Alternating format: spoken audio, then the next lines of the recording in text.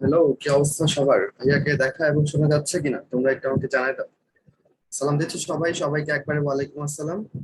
প্রথমে জানো আমাকে শুনতে পাচ্ছ কি? জি, শুনতে পাচ্ছি। আচ্ছা, বুঝতে পারছি। জি ভাই, তাহলে সবাই আসসালামু শুনতে আলাইকুম। পাচ্ছ? হ্যাঁ, ওয়ালাইকুম আসসালাম ভাই। ভাইয়া ভালো আছেন? এই আলহামদুলিল্লাহ ভাই। আলিম ভাই, ভাই আপনি ওই কেমন আছেন? ওদের আলহামদুলিল্লাহ ভাই, ওই ওদেরকে একটু একটা জিনিস বলতে চাচ্ছিলাম আর কি। শিওর ভাই। ওরা কিউএন বক্সে অনেকেই লিখতেছে, তো আচ্ছা স্টুডেন্ট ভাইয়া, তোমরা যারা কিউএন বক্সে লিখতেছো যে কেমিস্ট্রি 1 এর যে ক্লাসটা লাস্ট যে 30 মিনিট মানে তোমরা পাও না, হ্যাঁ ওইটা আপলোড করে দেওয়া হয়েছে ভাইয়া পুরো। হ্যাঁ তোমরা একটু আজকে ক্লাসটা শেষ করে তোমরা আবার একটু চেক করবা, ঠিক আছে? আমরা এখন পুরো ভিডিওটা দিয়ে দিছি তোমাদের ক্লাসের। মানে আগে যেটা হয়েছিল যে শেষের যে 30 মিনিট ওটা ছিল না, এখন আমরা শেষের 30 মিনিট অ্যাড করে দিয়ে ওই ভিডিওটা আবার আপলোড করা হয়েছে। তোমরা ক্লাস শেষ করে আবার একটু চেক করবা সবাই, হ্যাঁ? তো আশা করছি আর এই কথাগুলো তোমরা কিউএন বক্সে লিখিও না, কারণ কিউএন বক্সে শুধুমাত্র আজকের টপিক রিলেটেড কথাগুলো লিখবা। ভাইয়া ঠিক আছে ভাইয়া, থ্যাংক ইউ। আচ্ছা, থ্যাংক ইউ ভাই। আজকে কি ওদের প্রথম ক্লাস, মানে উদ্ভাসের সাথে কি ওদের না না ভাই, আজকে ফিজিক্স মানে প্রথম আর কি, এর আগে ফিজিক্স বায়োলজি হয়েছে আর প্রথম? কেমিস্ট্রি আচ্ছা। হয়েছে। আচ্ছা ফাইন। আচ্ছা, আমি তোমাদের কমেন্ট দেখতে পাচ্ছি, চ্যাটে চ্যাটে দেখতে পাচ্ছি আমাকে সবাই জিজ্ঞেস করতেছে, আমি সবাইকে একবার উত্তর দিয়ে দিই, ভাইয়া খুব ভালো আছে। এখন কাহিনী হচ্ছে কি, গল্প বলি দাঁড়াও। আস্তে আস্তে মানুষ আসুক, তারপর আমরা শুরু করতেছি। সাউন্ড কম? সত্যি কি সাউন্ড কম? একটু জানাও যে ভাইয়া কিসে বল, সব কথা হবে আগে বলো, ক্লিয়ার কি না? ক্লিয়ার না? না ঠিক আছে, সবাই বলতেছে ক্লিয়ার। তাহলে যাদের সাউন্ড কম ওদের ডিভাইস প্রবলেম আছে, বা তোমরা একটু সাউন্ডটাকে বাড়াও। আমি যথেষ্ট জোরে কথা বলতেছি, নতুন মাইক, দামি মাইক, তো ভালোই শোনা যাওয়ার কথা আমার মতে। সাউন্ড আরেকটু বাড়া, আমার হাতে তো বাড়ানোর অপশন নাই। ডালিম ভাই, আপনি আমাকে বলেন, আর কাউকে বিশ্বাস করি না। আপনি কি ঠিকঠাক মতো শুনতে পাচ্ছেন কিনা আমাকে? জি জি ভাইয়া, আমার কাছে সাউন্ড একদম ক্লিয়ার আছে ভাইয়া। হ্যাঁ, তাহলে ক্লিয়ার ভাই। হ্যাঁ, তাহলে ক্লিয়ার, তাহলে আর ভাই তোমাদের কথা আমি বিশ্বাস করবো না। আচ্ছা, এখন কি হয়েছে আমি তোমাকে বলি, দুপুরে খাবার খাইলাম বুঝছো। এখন দুপুরে খাবার খাওয়ার পর কি কারো পড়াইতে ইচ্ছে করে তোমরা আমাকে বলো? মানে ক্যালসিয়ামের ভাব তো লাগবেই, কিন্তু মজার ব্যাপার হচ্ছে যখন আমি এই ধরো কয়টার সময় 2:23 আমি লগ ইন করলাম, তখন দেখলাম যে এখানে আমাদের সাথে মানে আমার সাথে কিউএনডে আছে হচ্ছে আমার বন্ধু নিশাদ। এখন কাহিনী হয়েছে, সেই যে নিশাতের সাথে আমি আর নিশাত একসাথে হচ্ছে উদ্ভাসে, তুমি জানো আমি ছোটবেলায় স্বপ্ন দেখতাম উদ্ভাসের ভাইদের দেখে, যে ভাইয়েরা কি সুন্দর করে পড়ায়, আমিও যদি ভাইদের মতো পড়াইতে পারতাম, আমিও যদি উদ্ভাসের ভাই হইতে পারতাম। এটা ভাবতাম যখন তোমাদের মতো ছিলাম, যখন কি বলে ফ্রি ক্লাস গুলোতে করতাম বা এমনিতে ক্লাস করতাম, উন্মেষে ক্লাস করতাম, তখন মনে হতো বুঝছো। আচ্ছা, আমি যখন চ্যাটে লিখতে বলবো তখন লিখো, তখন হচ্ছে আমি পড়তে পারবো আর কি। এখন তো ধুমধাম যাইতেছে, তো আমি সবারটা দেখতে পাচ্ছি না। আমি আবার যখন কথা বলি তখন আবার পড়তে পারি না বুঝছো। আমার মস্তিষ্ক খালি একটা কাজই ভালো মতন করতে পারে, মানে এক সময় দুইটা কাজ ভালো মতন করতে পারে না, এই আর কি ব্যাপার। তো হ্যাঁ, একজন বলছে আপনাদের সময় কি উদ্ভাস ছিল? উদ্ভাস অনেক আগে ছিল। এবং উদ্ভাস হচ্ছে ধরো তোমরা বলতে পারো যে উদ্ভাস উন্মেষ এটা হচ্ছে গ্রামীণ ফোনের পরে সব থেকে বড় নেটওয়ার্ক বলতে পারো। প্রত্যেক জেলাতে জেলাতে দেখবে উদ্ভাস আছে, তাই না, উন্মেষ আছে। আমরা কোথাও যে বিপদে পড়লে পরে আমরা উদ্ভাস উন্মেষকে স্মরণ করি, ভাই আপনারা কেউ আছেন এখানে? তারপর দেখি যে হ্যাঁ, কাউকে না কাউকে পেয়ে যাই এবং তারা আমাকে হচ্ছে মানে সব ধরনের সহযোগিতা দিয়ে হেল্প করে। তো এইটা একটা দারুণ ব্যাপার। আচ্ছা, এখন আমি আর নিশাত হচ্ছে সেই একসাথে ফার্স্ট ইয়ার যখন পড়ি, তখন হচ্ছে আমরা উদ্ভাসের যে প্রথমে ডেমো ক্লাস নিতে হয় আমাদেরকে, তারপর ভাইয়ারা যদি আমাদের সিলেক্ট করে তারপর আমরা টিচার হইতে পারি বুঝছো। তো মানে এর মাঝখানে আবার ট্রেনিং কাল চলে, তোমাদের কেমনে পড়াবো এগুলো আমাদেরকে শেখানো হয়। তারপর আমরা তোমাদেরকে পড়াই। যাক, তো এরপর থেকে কেটে গেল অনেক বছর, কিন্তু নিশাদ আর আমি কখনো দেখা মানে সাক্ষাৎ হইলো না কোনো ক্লাসে। আমি আর নিশাদ বন্ধু বুঝছো, আমার রুমের একটু পরে নিশাদের রুম। তো এই আর কি। তো আজকে যখন দেখলাম যে নিশাদ আছে আমার ক্লাসে, বন্ধুকে নিয়ে ক্লাস করার তো মানে আগে হয়নি আসলে সত্যিকার অর্থে। আচ্ছা ভাইয়া, আপনি কোন দেশে? আমি আমার নিজের বাসভূমে, আমি হচ্ছে ময়মনসিং এ বসে ক্লাস নিচ্ছি। পিছনের যে কারসাজি তোমরা দেখতে পাচ্ছ, ভাইয়া পাহাড় ভালোবাসে তাই পেছনে পাহাড় লাগাইছে। আহ এই পাহাড় হচ্ছে গ্রাফিক্স এর খেলা বুঝছো। ভাই আপনি কোথায় পড়াশোনা করছেন? ওরা এটা শোনার জন্য একদম মানে উদ্গ্রীব হয়ে বসে আছে। আচ্ছা, তো আমার পড়াশোনা এখনো শেষ হয়নি, আমি স্টিল লার্নিং। আমি হচ্ছে ঢাকা মেডিকেল কলেজে পড়ি, আমার ব্যাচের নাম K74 ব্যাচ। আমি 2016 সালে 16-17 মেডিকেল ভর্তি পরীক্ষা সেশনে ঢাকা মেডিকেল কলেজে চান্স পেয়েছিলাম, সেম অ্যাজ তোমাদের নিশাদ ভাই, যে কিনা আজকে আমাদের সাথে কিউএনডে আছে। নিশাদ, তুই কিছু বলতে চাস? বন্ধু, বলার কিছু নাই বুঝছিস, তুই তো আমারে পচাইছস। আচ্ছা, ঠিক এখন আছে। ওই কর যে হচ্ছে কিউএনএ তে উল্টা পাল্টা কোশ্চেন যেন না করে, বুঝছিস? তোর লাইভে যেটা কোশ্চেন করে লাইভে করুক, Fine, আমি আর কিউএনএ তে মানে আমাদের মানে আমি যেন Exactly, অ্যান্সার করতে পারি ওই রকম টাইপের, ডালিম ভাইয়েরও Right. যেন অ্যান্সার করতে হয় না, বুঝছিস, আমি এরকম যেন বুঝাই প্রশ্ন দিচ্ছি করে। আমি বুঝাই দিচ্ছি বাচ্চাদেরকে। কাহিনী শুনো, তোমরা তো একটু নতুন নতুন অল্প দুইটা ক্লাস করছো, ক্লাসের কিছু এটিকেট আছে বুঝছো, এখন এই দায়িত্বগুলো আমাকে নিতে হচ্ছে, আমি তোমাদের একটু শিখাই। দেখো, আমি সকালবেলা কিউএনএ দিচ্ছিলাম, এখন আমি কি দেখলাম, আমার এখানে সবাই কোশ্চেন হচ্ছে, ভাই ভার্সিটি এটার জন্য কি করব, ভাই আমার গাইড কই, ভাই আমি রেকর্ডিং করতে পারি না, ভাই আমার হচ্ছে এই ভিডিও চালু হয় না, ভাই আমি ওইটা পাই নাই, আমি রুটিন বুঝি না। এখন বলো, আমরা যখন তোমাদের এই ক্লাসে অ্যাটেন্ড করি, তোমার কি মনে হয় আমি ওই উদ্ভাসের টেকনিক্যাল জিনিসপত্র জেনে এসে তারপর এখানে বসি, বা নিশাদ কি সেই টেকনিক্যাল জিনিসপত্র সলভ করার জন্য এখানে আছে? না। সবাই বলতেছে আচ্ছা ঠিক আছে। তো ব্যাপার হচ্ছে কি, তুমি যদি এগুলো জিজ্ঞেস করো তাহলে সদুত্তর পাবা না, তাহলে তোমরা কি করবা, তাহলে তোমাদেরকে অপেক্ষা করতে হবে, দেখবা আমাদের ক্লাস শেষ হওয়ার পরে তোমরা কিছুক্ষণ সময় পাবা, তখন হচ্ছে দেখবা যে ভাইয়ারা কথা বলবে, যে ডালিম ভাই আছে বা আরো যে ভাই আছেন ওনারা কথা বলবে তোমাদের এই প্রবলেম গুলো নিয়ে। তাহলে আমরা ক্লাসে কি করব, ক্লাসে হচ্ছে আমরা ফুললি ক্লাসে কনসেন্ট্রেট করব। আমি এখন আমার রুটিন খুঁজতে, যে আমার বই খুঁজতে, যে উমুক খুঁজতে, যে তুমুক খুঁজতে, যে আমার আসল কাজে যদি না করি, আমার পড়াশোনায় যদি আমি কনসেন্ট্রেশন না দিই, তাহলে কেমন হবে বলো? কোনো লাভ আছে? লাভ নাই। ওকে, শুরু করেন ক্লাস, অনেকে বোর হয়ে গেছে, একটু গল্প স্বল্প করি, তোমাদের সাথে প্রথম দেখা, তাই না? না, গল্প স্বল্প করবো না, যাও শুরু করে দিব। এবং তোমাদের যেহেতু খুব তাড়া, তাহলে আমরা খুব দ্রুত পড়ায় শেষ করে, ঠিক আছে, তোমাদের বাড়ি পাঠাই দিব। তাহলে এখন হচ্ছে আমার সাথে থাকতে হবে, এবং হচ্ছে এই কি বলে, চ্যাটে যেটা অ্যান্সার করতে বলবো সেটা চ্যাটে অ্যান্সার করবা, কিন্তু এই চ্যাটের কথাগুলো কখনোই কিউএনএ তে বলবা না, কারণ ভাইয়াদেরকে অনেক প্রশ্ন অ্যান্সার করতে হয়, তখন যেটা হচ্ছে যে তোমার এই চ্যাটের কথাগুলো কিউএনএ তে গেলে অনেক প্রবলেম হয় খুঁজে বের করতে। মনে থাকবে কি কি বললো ভাইয়া? তাহলে আমাদের কিউএনএ তে কি প্রশ্ন হবে, একদম টপিক বেসড, আমি যেটা পড়াচ্ছি বা এই চ্যাপ্টার রিলেটেড কোনো প্রশ্ন তুমি বুঝতে পারো না, সেই কোশ্চেনটা করবা, কেমন? আর ধরো এত বড় একটা কোশ্চেন করলা, ধরো তুমি হুট করে বললা, ভাইয়া ওই যে 5 নাম্বার স্লাইডে যেটা পড়াইছে এটা না বুঝি নাই, এটা কি নিশাদের ক্ষমতা আছে তোমার বুঝাই দিবে? বলো। হ্যাঁ, স্ক্রিনটা শেয়ার করে ক্লাস নিবো রে ভাইয়া, এত ওরিড হয়েও না, তোমরা অনেক বেশি উদ্বিগ্নতা নিয়ে ক্লাস করো, আমি যাই না কেন, একটু চিল হও, একটু রিল্যাক্স হও, আমি তো এখানে আসি, তাই না? আমরা আসি, তো টেনশন করো না, চিল, ঠিক আছে? তুমি খালি চিল মুডে একটু বসে বসে আমার ক্লাসটা করো, এটা হচ্ছে আমার রিকোয়েস্ট তোমার কাছে, ঠিক আছে? হ্যাঁ, চিল, প্যারা নাই। তো এই শুয়ে শুয়ে করলে কি হবে, আমার ক্ষেত্রে আমার পার্সোনাল এক্সপিরিয়েন্স যেটা, আমি যখন ধরো লাইভ ক্লাস করি, আমার যখন কলেজে ক্লাস হয়, আমি প্রথম বসেই শুরু করি, তারপর মনে হয় যে না একটু হেলান দেই, যেহেতু টানা অনেকগুলো ক্লাস করতে হচ্ছে, একটু হেলান দেই, তারপর হচ্ছে মনে হয় যে না একটু মোবাইলটা পাশে রাখি, শুনলেই তো হবে, শুনতে শুনতে কখন যে ঘুমাই পড়ি টেরও পাই না, পরে আমার ক্লাস মিস হয়ে যায়। তো এটা যেন তোমাদের ক্ষেত্রে না হয়, তোমরা কি করবা, একটু বসে বসে পড়বা, সামনে বইটা রাখো, একটা খাতাও রাখো, যদি মনে হয় কিছু টুকে রাখবা, ঠিক আছে? ওকে। তো আমরা মনে হয় আমরা প্রিপেয়ার, তাই না? একদম প্রস্তুত আমরা পড়ার জন্য। আচ্ছা, আমি যেটা করবো, পড়ানোর সময় আমার ক্যামেরা অফ করে দিব, কারণ একই সাথে স্ক্রিন শেয়ার এবং ক্যামেরা শেয়ার করলে যেটা হয়, ব্যান্ডউইথটা ভাগ হয়ে যায়, এবং অনেকের হচ্ছে প্রবলেম হয়, যারা একটু দূরে বসে নেটওয়ার্কের প্রবলেম নিয়ে ক্লাস করো, সেটা আমরা যখন ক্ষণিকে ক্ষণিকে কথা বলবো তখন আমাকে দেখতে পাবা, আর যখন স্ক্রিন শেয়ার থাকবে তখন স্ক্রিন দেখতে পাবা, ঠিক আছে? কোনো প্রশ্ন, চ্যাটে কোনো প্রশ্ন থাকলে করো, মানে কোনো ডেফিনেট প্রশ্ন, আমি যেগুলো বললাম সেগুলোর মধ্যে কোনো প্রশ্ন থাকলে করো। নো প্রশ্ন? রেডি? রেডি কিনা? রেডি হলে সবাই আমাকে ইয়েস বলো। আপনার মেরিট লিস্ট কত ছিল? আমার একটা মেরিট ছিল, সেটা হচ্ছে 1। ইয়েস, সবাই রেডি? চলো চলো পড়া শুরু করি তাহলে। আর ইয়েস লিখতে হবে না, ঠিক আছে, আমি বুঝে গেছি, সবাই রেডি হয়ে গেছো। So this is our topic today. কি নাম টপিকের? ভেক্টর। সব থেকে পরিচিত টপিক তোমাদের মনে হয়, আরামসে ক্লাস শেষ করব, তোমরা খালি আমার সাথে থাকো, ঠিক আছে? দেখো, এখানে প্রথমেই নেভার ফরগেট, আমরা এইটা পড়তে যে কিছু কি বলে, তোমাদের কিছু, তোমরা বিপদগামী হইতে পারো, কিছু জায়গায় তুমি ধরা খাইতে পারো, সেই সব জিনিসপত্র দেখাই দিব, ঠিক আছে? সেগুলো মাথায় রাখতে হবে, আর বাকিটা তো তুমি আমার ক্লাসের পরে বই থেকে পড়ে নিবা, মেডিট্রিক্সটা দেখে নিবা, তারপর কিছু কোশ্চেন সলভ করে ফেলবা, তোমার প্রিপারেশন 100তে 100, বুঝছো? আচ্ছা, ওকে। এখন আমি তাহলে কি বলতেছি, বলো, তোমরা কি, তোমাদের একটা দিক আছে না বলো?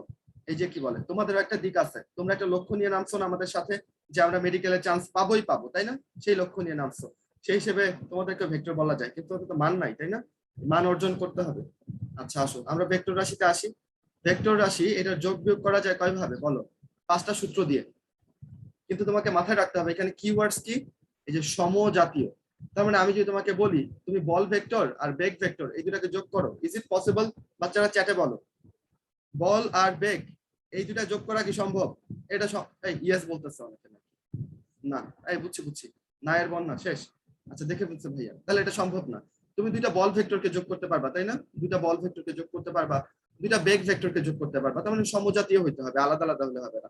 তাদেরকে যোগ করার জন্য তোমার সূত্র আছে কয়টা বলো? সূত্রের নামগুলো লাগবে, ভেতরে না পড়লেও তেমন প্যারা নাই, সামান্তরিক সূত্রটা আমরা একটু ভেতর থেকে পড়বো এই আর কি। দেখো কি কি, ত্রিভুজ, বহুভুজ, সাধারণ, সামান্তরিক, উপাংশ সূত্র। এবার আমি একটা একটা করে কথা বলি, তুমি চ্যাটে উত্তর দিবা। তুমি আমাকে বলো এখানে কি তুমি কথা কেটে কেটে আসতেছে, একটু ধৈর্য ধরে অপেক্ষা করো, তোমার নেটওয়ার্কটা ঠিক হয়ে গেলেই কথা ঠিকঠাক আসবে, বুঝছো? সবাই ঠিকঠাক মতো শুনতেছে, এত বেশি উদ্বিগ্নতা নিয়ে ক্লাস করবা না, কেমন? চিল, সময় দাও, ঠিক হয়ে যাবে সবকিছু। হ্যাঁ চলো, কি বলতেছি আমরা, বলো তো এখানে চতুর্ভুজ সূত্র আছে কিনা? চতুর্ভুজ সূত্র আছে? নাই। বলো তো আমাকে এখানে সামান্তরিক সূত্র আছে কিনা? সামান্তরিক সূত্র, সামান্তরিক সূত্র আছে, ভেরি গুড। বলো আমাকে এখানে সমান্তরাল সূত্র আছে কিনা? সমান্তরাল সূত্র, সমান্তরাল সূত্র বলে কোনো সূত্র আছে? নাই। অসাধারণ সূত্র বলে কোনো সূত্র আছে? এই নাই, তোমাদের নাই দেখে আমি দারুণ মজা পাইতেছি। আচ্ছা তারপর বলো এখানে রম্বস সূত্র আছে? নাই। তাহলে এগুলা ভাই নাই, কিন্তু এগুলা কোত্থেকে আসবে? টিচার অপশন বানাই দিবে এগুলা দিয়ে তোমাকে পাজল করার জন্য, বুঝছো? আচ্ছা খুবই অদ্ভুত ব্যাপার, তোমরা আমাদের সাথে কতজন আসছে জানো? প্রায় 880 জন, অভাবনীয় ব্যাপার, অনেক মানুষ। আচ্ছা এখন এটা পড়তে যে অনেকের মনে হতে পারে যে এইগুলো তো আমি পারি, এগুলো তো আমি পারি, তুমি একটু চিল মুডে আমার সাথে জাস্ট কন্টিনিউ করো। হ্যাঁ, কারণ আমাদের যখন ক্লাসগুলো নিতে হয় আমরা তোমাদেরকে ধরেই নিই যে তোমরা অনেকদিন ধরে পড়ো না, সবকিছু ভুলে গেছো, একটু একটু মনে করাই দেওয়ার চেষ্টা করি। হ্যাঁ, তবে ধরো এটা তো আর একাডেমিক ক্লাস না, অতটাও মনে করাই দেওয়া যায় না। তুমি যদি বলো ভাইয়া এখন বিনিময় বন্টন এবং সংযোজন সূত্র আমাকে বুঝাই দেন, দ্যাটস নট পসিবল, কারণ এগুলো আমাদের লাগবেও না, আমরা এখন খুব টু দা পয়েন্টে পড়বো, বুঝছো? যা লাগবে তা পড়বো, যেটা লাগবে না এটা খামুখা তোমার মাথায় বোঝা বানাবো না। দেখো যোগের সময় কিছু নিয়ম মেনে চলতেছে তারা, কিছু সূত্র তারা মেনে চলতেছে, কি কি? বিনিময় বন্টন সংযোজন, এই তিনটা সূত্রই তারা যোগের সময় মেনে চলতেছে। কাহিনী হচ্ছে যে এই সূত্রগুলোর গাণিতিক রূপটা তোমাকে একটু মনে রাখতে হবে। গাণিতিক রূপ কি দেখতেই পাচ্ছ একটু, বিনিময়, এই যে পি আর কিউ একসাথে ছিল, তারপর কিউটা জাস্ট আগে আসছে, পিটা পরে গেছে, তাই না? বন্টন সূত্র, এম দিয়ে দুটাকে গুণ করে দিচ্ছ, পি কে গুণ করে দিচ্ছ, কিউ কে গুণ করে দিচ্ছ। এই যে সংযোজন সূত্র, এই দেখো পি আর কিউ আগে ভালো বন্ধু ছিল, তোমরা ছোটবেলায় বেস্ট ফ্রেন্ড নিয়ে ঝগড়াঝাটি করতে না? ঝগড়াঝাটি করতা যে ও আমার বেস্ট ফ্রেন্ড, ও তার বেস্ট ফ্রেন্ড, এরকম। এই যে P R Q best friend ছিল, কিন্তু হঠাৎ করে পি বিট্রে করছে, বুঝছো? পি হচ্ছে কিউ এর সাথে বেস্ট ফ্রেন্ড গিরি ছেড়ে দিচ্ছে, তখন এই যে আর, তাদের কোনো সম্পর্কই ছিল না, আর এসে এই যে এখন কিউ এর বেস্ট ফ্রেন্ড হয়ে গেছে। এইটা হচ্ছে গিয়ে সংযোজন সূত্র, একটু দেখে নিলেই পারবা। 3 নম্বর পয়েন্ট অনেক বেশি ইম্পর্টেন্ট, খেয়াল করো। দুইটা ভেক্টরের যোগফল বিয়োগফল হবে ভেক্টর রাশি, খুবই গুরুত্বপূর্ণ কথা। ধরো আমি তোমাকে দুইটা বল দিলাম, একটা বল হচ্ছে 10 নিউটন, আরেকটা বল হচ্ছে মনে করো 5 নিউটন। আমি বললাম দুইটা বিপরীত দিকে কাজ করতেছে, তুমি এদেরকে বিয়োগ করলা, তুমি কি পাইলা? তুমি পাইলা 5 নিউটন বল। তাহলে এই 5 নিউটনটা কি একটা ভেক্টর রাশি না? এটাও তো তুমি বলই পাচ্ছ, বল থেকে বল বিয়োগ করলে তুমি তো বলই পাবা, তাহলে যোগ করো আর বিয়োগ করো, দুইটা ভেক্টরের যোগ বিয়োগ করে তুমি যে রাশিটা পাবা সেটাও ভেক্টর হবে। ফাইন, এবার আসো দুই রকমের গুণন তাদের মধ্যে দেখতে পাবা, একটা ডট গুণন, একটা ক্রস গুণন, তাই না? খুবই ইম্পর্টেন্ট কথা, তুমি ডট গুণন করলে, ডট গুণনের আরেকটা নামই হচ্ছে স্কেলার গুণন, জানো কিনা তোমরা? আই হোপ জানো। ডট গুণনের একটা নামই স্কেলার গুণন, তার মানে ডট গুণন করলে গুণফলটা কি পাবা বলো? স্কেলার রাশি। ভাই এক্সাম্পল দেন, চলো এক্সাম্পল দেই। বলো ডব্লিউ কাজ, কাজ ইকুয়াল টু কি জানো? এফ ডট এস, জানো কিনা বলো? এফ ও একটা ভেক্টর রাশি, এস ও একটা ভেক্টর রাশি। এফ হচ্ছে বল, এস হচ্ছে সরণ, দুইটাই ভেক্টর রাশি, খুব ভালো কথা। কি গুণন করছেন ভাই? ডট গুণন করছি। ডব্লিউ কি পাইছি? ডব্লিউ এর উপরে কখনো তীর চিহ্ন দিছি আমরা? বলো ডব্লিউ কি স্কেলার না ভেক্টর? বলতেছো চ্যাটে? হ্যাঁ বলতেছো স্কেলার। আচ্ছা, তো ডব্লিউ হচ্ছে স্কেলার রাশি, তাহলে আমরা ডট গুণন করে স্কেলার রাশি পাইলাম। আবার আসো, ধরো আমরা কি নিয়ে কথা বলবো? ধরো হচ্ছে টর্ক। টর্ক মানে কি? টর্ক মানে বাংলাতে বলি আমরা এটাকে বলের ভ্রামক। এটা নিয়ে তোমাদের যখন নিউটনিয়ান বলবিদ্যা পড়ানো হবে তখন আরো আলোচনা করা হবে, টেনশনের কোনো কারণ নাই। Torque tau is equal to আমরা কি লিখি? আর ক্রস এফ, তাই না? এমন লিখি। আচ্ছা আর ক্রস এফ, এখানে ক্রস গুণন করছো দুইটা ভেক্টরের মধ্যে, আর হচ্ছে একটা ব্যাসার্ধ ভেক্টর, এফ হচ্ছে বল ভেক্টর, করে তুমি যে রাশিটা পাচ্ছ দেখো তার উপরে ভেক্টর চিহ্ন দিচ্ছি, তাই না? তাহলে দুইটা ভেক্টরের মধ্যে ক্রস গুণন করলে আমরা কি পাই? একটা ভেক্টর রাশি পাই।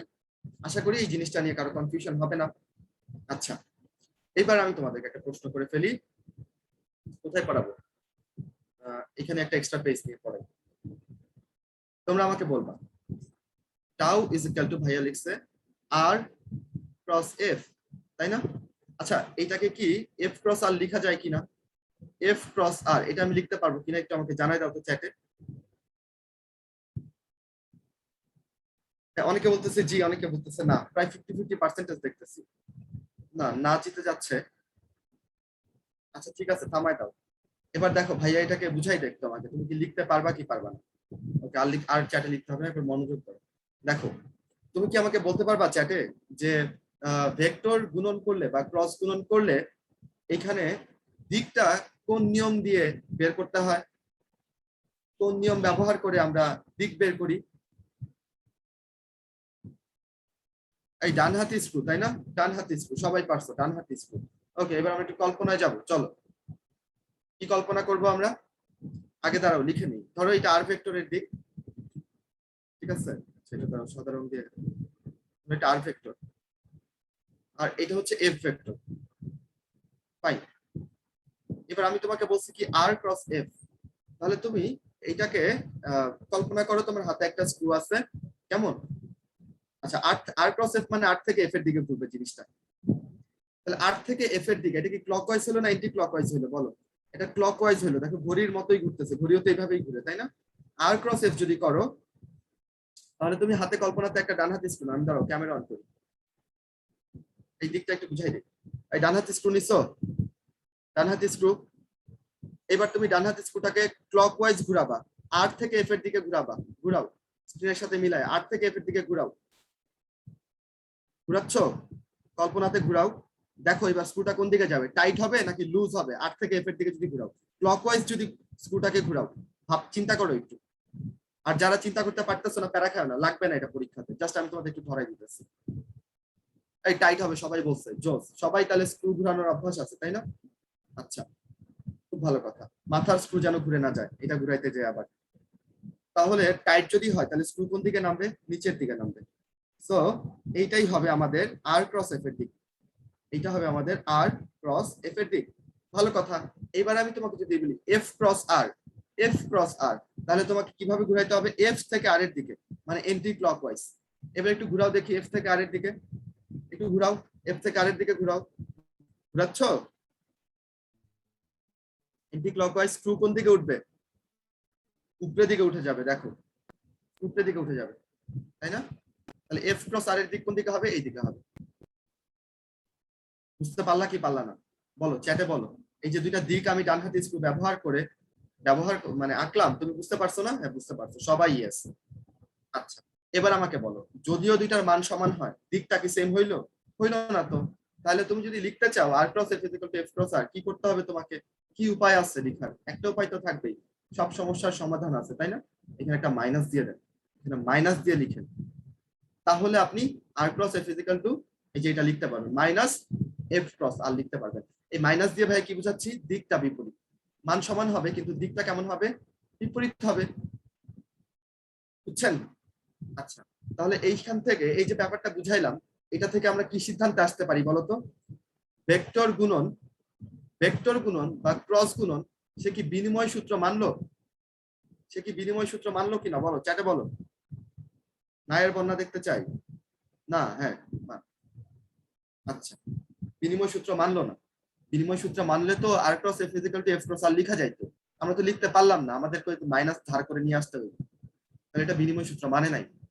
ভেক্টর গুণন বিনিময় সূত্র মানে না। যদি স্কেলার গুণন হইতো তাহলে তুমি এরকম করে লিখতে পারতা যে R R dot F is equal to F dot R, আরামসে লিখে ফেলতে পারবা, কোনো প্যারা নাই। কিন্তু যদি ক্রস দিয়ে লিখো তাহলে ভাই লিখতে পারবা না, মাথায় যেন থাকে এফ ক্রস আর, এটা লেখা যাবে না। ওকে, গেল এটা, দেখি কেমন বুঝতে পারছো। এখন একটু কল্পনা করো, ধরো এটা হচ্ছে ফ্যান, ঠিক আছে? ফ্যান তো কেমনে আঁকে আমি জানি না।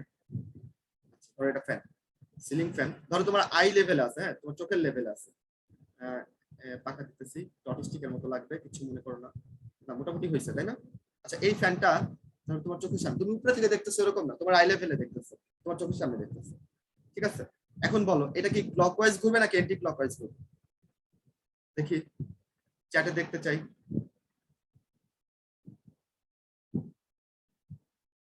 সবাই বলতেছে ক্লকওয়াইজ।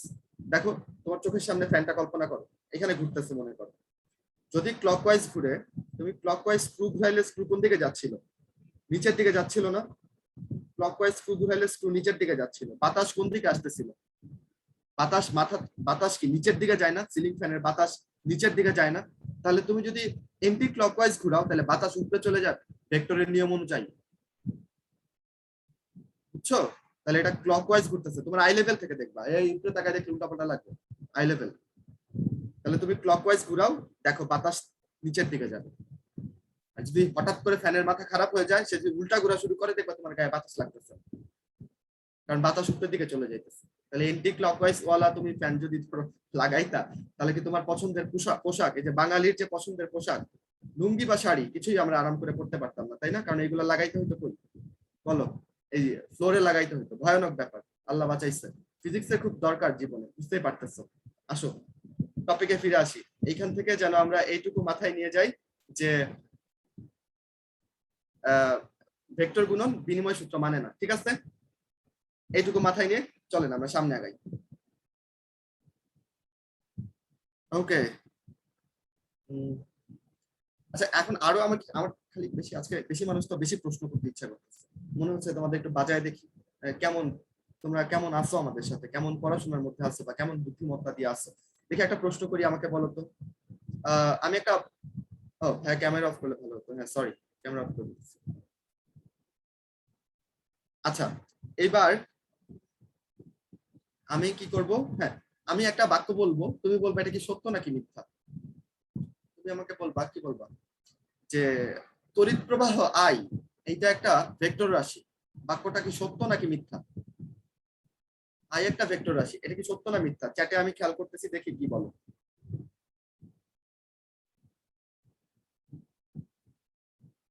ম্যাক্সিমাম ফলস বলতেছো, মানে ম্যাক্সিমাম পারো। যারা ট্রু বলতেছো হইছে, ঠিক আছে, আমি বুঝা হইছে আমার। ওকে, যারা ট্রু বলতেছো বাক্যটাকে, তাদেরকে একটু আমি বুঝিয়ে দিতে চাই। বলো, তুমি বলতে পারো জি ভাই আই এটা তো একটা মান আছে এত এম্পিয়ার, আবার এটার তো একটা দিকও আছে যে এই দিক থেকে এই দিকে যাচ্ছে, তাই না? ইলেকট্রন যেদিকে প্রবাহিত হচ্ছে তার বিপরীত দিকে আয়ের দিক, এমনি তো আমরা বলতে পারি। খুব ভালো কথা বলতে পারো, কিন্তু ভেক্টরের যে যোগ বিয়োগ বা ভেক্টরের যে সূত্রগুলো, এগুলো কিন্তু তাই মানে না। বুঝছো? তুমি ধরো একটা বর্তনী তোমার এরকম ছিল, ভয় পাওয়ার কিছু নেই, আমি এখন বর্তনী পড়াবো। এই দিক দিয়ে ধরো কারেন্ট ফ্লো হইতেছিল, দুইটা এসে এখানে একটা মানে মিলিত একটা ফ্লো আমরা পাইতেছিলাম এই দিক দিয়ে। এখন আমি যদি এই কোণটাকে চেঞ্জ করি, বর্তনীর এই কোণটাকে যদি আমি চেঞ্জ করি, এমন বানাই দিই, একটু চিকটা বানাই দিলাম, বলো ফ্লোতে কোনো চেঞ্জ হবে? ফ্লোতে কোনো রকম চেঞ্জ হবে না। কিন্তু ভেক্টর রাশির ক্ষেত্রে দেখবা যে তাদের এই মধ্যবর্তী কোণটা অনেক বেশি ম্যাটার করতেছে, তাই না? কিন্তু এখানে তড়িৎ প্রবাহ কত কোণে আসতেছে এগুলো তো কখনোই আমরা জাজ করি না। তার উপরে আরো ব্যাপার খেয়াল করো, আই ইজ ইকুয়াল টু আমরা কি লিখতে পারি? আই ইজ ইকুয়াল টু লিখতে পারি আমরা কিউ বাই টি। কেমনে আসলো এটা জিজ্ঞেস করবা না, ঠিক আছে? এটা যদি না পারো তাহলে হবে না। Q is equal to I T, এই সূত্র আমরা ছোটবেলা থেকে পড়ে আসতেছি, তাই না? তড়িৎ প্রবাহ আই পাই আমরা চার্জকে সময় দিয়ে ভাগ করে। আচ্ছা এখন কিউ কি বলো? কিউ মানে চার্জ। চার্জ কি স্কেলার রাশি না ভেক্টর রাশি? চ্যাটে বলেন, চার্জ স্কেলার না ভেক্টর? চার্জের কি দিক আছে কিনা? স্কেলার, চার্জ স্কেলার, সবাই বলছে, ভেরি গুড।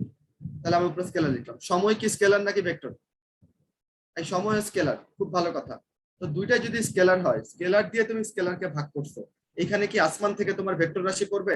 হ্যাঁ, তাহলে তড়িৎ প্রবাহ আয়ও কেমন হবে? সেও স্কেলার হবে।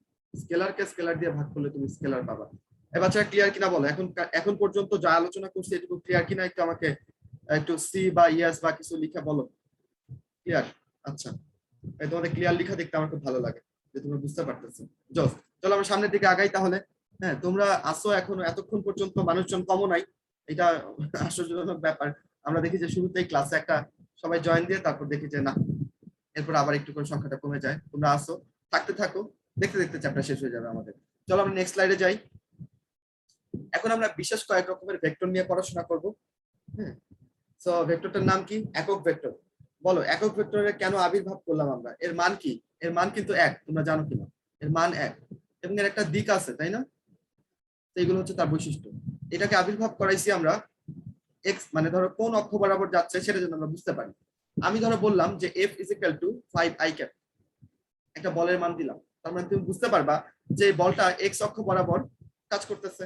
আমি যদি এখানে জে ক্যাপ দিতাম তাহলে তুমি বুঝতে পারতা এটা ওয়াই অক্ষ বরাবর, এটা জেড অক্ষ বরাবর কাজ করতেছে। কে যদি থাকতো, তাহলে দিকগুলো বোঝার জন্য কিন্তু আমাদের এই একক ভেক্টরটা খুব দরকারি। এখন একক ভেক্টরের মান যদি ধরো 1 না হয়ে অন্য কিছু হইতো, ধরো একক ভেক্টরের মান হইছে 2, তাহলে এটা ভেক্টর রাশিটার মান চেঞ্জ করে দিত না? i এর মান যদি 2 হইতো তাহলে f 10 হয়ে যেত আলটিমেটলি। আল্লাহ বাঁচাইছে, তাই না? তাহলে একক ভেক্টরের মান 1 মাথায় রাখবা। এবং কেমন করে আমরা এটা পাইতে পারি, একক ভেক্টর আমরা কেমন করে পাইতে পারি? দেখো f আমি কি লিখছি, মান লিখছি, f এর মান 5 লিখছি, তাই না? আর কি লিখছি, একক ভেক্টর। তাহলে আমি যদি ধরো একক ভেক্টর পাইতে চাই তাহলে আমি কি করব, মান দিয়ে এটাকে ভাগ করে দিব না? তো একক ভেক্টর ইকুয়াল টু কি বলো, একক ভেক্টর যদি একটা n ধরে নেই আমরা n ক্যাপ, তাহলে আমরা লিখতে পারি যে ভেক্টর রাশি ডিভাইডেড বাই তার মান।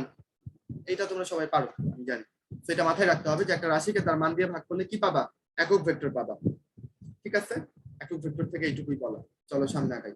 এখন আরো কিছু ক্লান্তি কিছু জিনিসপত্র যেগুলো তোমাদের উল্টাপাল্টা লাগে, পরীক্ষাতে আসলে পরে গ্যাঞ্জাম করে ফেলো, তুমি একটু খেয়াল করো। আর এরপর থেকে আর গ্যাঞ্জাম করবো না। আমরা এখানে 4টা আলাদা আলাদা মানে ব্যবস্থা তোমার জন্য রাখছি, 4টা আলাদা আলাদা ভেক্টর এখানে আমি তোমাকে বুঝাবো। দেখো, সদৃশ ভেক্টর, বিসদৃশ ভেক্টর, এই দুটো বোঝার চেষ্টা করি। আগে সদৃশ ভেক্টরে আসো। সদৃশ ভেক্টর হইতে গেলে তাদেরকে সমজাতীয় হইতে হবে নাকি অসমজাতীয় হইতে হবে বলো? দুইটাই দেখো নিউটন নিউটন, মানে কি দুইটাই কি, দুইটাই বল। দুইটা বল হইলে দুইটাই কি সমজাতীয় কিনা বলো? সমজাতীয়। আচ্ছা, মান দুইটা কি সেম কিনা বলো তো? মান দুইটা কি সেম? মান দুইটা সেম না, মান দুইটা ডিফারেন্ট, একটা 3 একটা 1/3। আচ্ছা, তাহলে আমরা কি পাইলাম সদৃশ ভেক্টরের বৈশিষ্ট্য? একটা হচ্ছে সমজাতীয়, ভাই হাতে লেখা খুব পচা, তাই না? আচ্ছা, দ্বিতীয়ত পাইলাম হচ্ছে কি পাইলাম বলো, অসমমান। মানটা কেমন, অসমমান। আর কোন দিকে কাজ করতেছে বলো, একই দিকে ক্রিয়া না, একই দিকে কাজ করতেছে না? 3টা বৈশিষ্ট্য যদি থাকে তাহলে তুমি সেই ভেক্টর দুটাকে কি বলতে পারো বলো, সদৃশ ভেক্টর বলতে পারো। কি বলতে পারো বলো, সদৃশ ভেক্টর। আচ্ছা, যদি ভাই এমন হইতো যে এরা সমজাতীয়, এরা সমমান, এরা একই দিকে কাজ করতেছে, তাহলে এখানে পার্থক্য কি হইলো? এই যে এটা পার্থক্য হইলো, এই যে সমমান। সদৃশে ছিল কি, অসমমান। এটা যদি সমান হয়ে যায় তখন তাদেরকে আমরা কি বলতে পারি? দেখো 3 নিউটন 3 নিউটন, দুইটা ভেক্টর একই দিকে কাজ করতেছে, তাহলে এদেরকে আমরা বলতে পারি সমান ভেক্টর। কি বলতে পারি বলো, সমান ভেক্টর। ক্লিয়ার? ওকে। সদৃশ আর সমান ভেক্টরের পার্থক্য কি? মানে দুইটাই একই দিকে কাজ করবে, দুইটাই সমজাতীয় হইতে হবে, বাট সদৃশটা হবে অসমমান, আর মান যদি সমান হয়ে যায় তখন সেটা সমান ভেক্টর। ক্লিয়ার কিনা একটু জানাও চ্যাটের মধ্যে, এই দুইটা ভেক্টর ক্লিয়ার? হ্যাঁ ক্লিয়ার, না ক্লিয়ার হওয়ার কিছু নেই। যাদের হচ্ছে আরেকবার করে লাগতেছে, বলতেছে ভাইয়া আরেকবার, তারা এই যে এখন থেকেই একটু কনসেন্ট্রেশন দাও যেন আরেকবার আমাকে বলতে না হয়, ঠিক আছে? এবং যদি আরেকবার বলার পরে বুঝতে না পারো তাহলে কি করতে হবে তোমাকে, তুমি তো এই রেকর্ডও আবার দেখতে পারবা, তখন তুমি রেকর্ড দেখে বই খুলে ভালো মতন মিলিয়ে মিলিয়ে করে সুন্দর করে বুঝবা, ঠিক আছে? তবে কনসেন্ট্রেশন যদি হারিয়ে ফেলো তাহলে কিন্তু আমাদের কিচ্ছু করার নাই, একটু করে ধরে রাখতে হবে কনসেন্ট্রেশন। আর ফাঁকে ফাঁকে তো আমি কথা বলতেছি, গল্প করতেছি, সবসময় পড়াচ্ছি এমন তো না, তাই না? তো ভয়ের কিছু নাই, চলো আগাই। তাহলে আমি কি বললাম, সদৃশ আর সমান ভেক্টরের মধ্যে পার্থক্য হচ্ছে সদৃশ ভেক্টরের মান থাকবে অসমান, সমান ভেক্টরের মান থাকবে সমান। আসলে এবার আসি বিসদৃশ ভেক্টর। সদৃশ ভেক্টরের সাথে বিসদৃশ ভেক্টরের পার্থক্য কি? দেখো এইখানে হচ্ছে সমজাতীয় ভেক্টর হবে, দুইটাই নিউটন, তাহলে এটাও কি সমজাতীয়। এইখানে অসমমান, সদৃশ ভেক্টরের সাথে দুইটা বৈশিষ্ট্য মিলে গেছে, মিলে নাই কোনটা, এটা বিপরীত দিকে কাজ করতেছে, দেখছো? একই দিকে যদি কাজ করতো দুইটা তাহলে আমি তাকে সদৃশ ভেক্টর বলতাম, দুইটা দেখো ডিরেকশন বিপরীত দিকে, তাই এটা কিরকম, বিসদৃশ ভেক্টর। আচ্ছা, এবার নিচেরটা একটু দেখো, এখানে এটা সমান ভেক্টরের উল্টা। সমান ভেক্টরের উল্টাটাকে আমরা কি বলবো, অসমান ভেক্টর না, এটাকে সাধারণত আমরা বলি ঋণ ভেক্টর, ঋণাত্মক ভেক্টর। দেখো এটাকে তুমি এ ধরলা, এই ভেক্টরটাকে, এটাকে তুমি বি ধরলা, এদিকে কেউ একজন 2 নিউটন বলে ঠেলতেছে আর এদিক থেকে আরেকজন 2 নিউটন বলে ঠেলতেছে, বলো তো তারা একই দিকে ঠেলতেছে নাকি ডিফারেন্ট ডিফারেন্ট দিকে, ভিন্ন ভিন্ন দিকে না? এ ভেক্টরের দিকে এইদিকে আর বি ভেক্টরের দিক হচ্ছে এইদিকে, দুইটা আলাদা আলাদা দিক হয়ে গেল, কিন্তু তাদের মান সমান। তাহলে এরাও সমজাতীয়, এদের মান সমান, দুইটা বৈশিষ্ট্য মিলে গেছে কার সাথে, সমান ভেক্টরের সাথে, কিন্তু ডিফারেন্সটা কোথায়, বিপরীত দিকে। তখনই আমি তাকে কি বলবো, ঋণাত্মক ভেক্টর। তাহলে আমি এখান থেকে বলতে পারি A is equal to minus B. কেন? এ আর বি এর মান সমান, কিন্তু তাদের দিকটা বিপরীত, তাই আমি সামনে একটা মাইনাস চিহ্ন দিচ্ছি। ঠিক আছে, বিপরীত ভেক্টর তুমি এইভাবে প্রকাশ করতে পারো। এবার আসো, আমি যদি বলি ধনাত্মক ভেক্টর কি, তোমরা কি পারবা কেউ? ধনাত্মক ভেক্টর, ধনাত্মক ভেক্টর কাকে বলে? কেউ পারলে একটু আমাকে, এই যে কেউ কেউ বলতেছে ভাই নাল ভেক্টর বলা যাবে, এত উদ্গ্রীব কেন? আমি তো বলবো,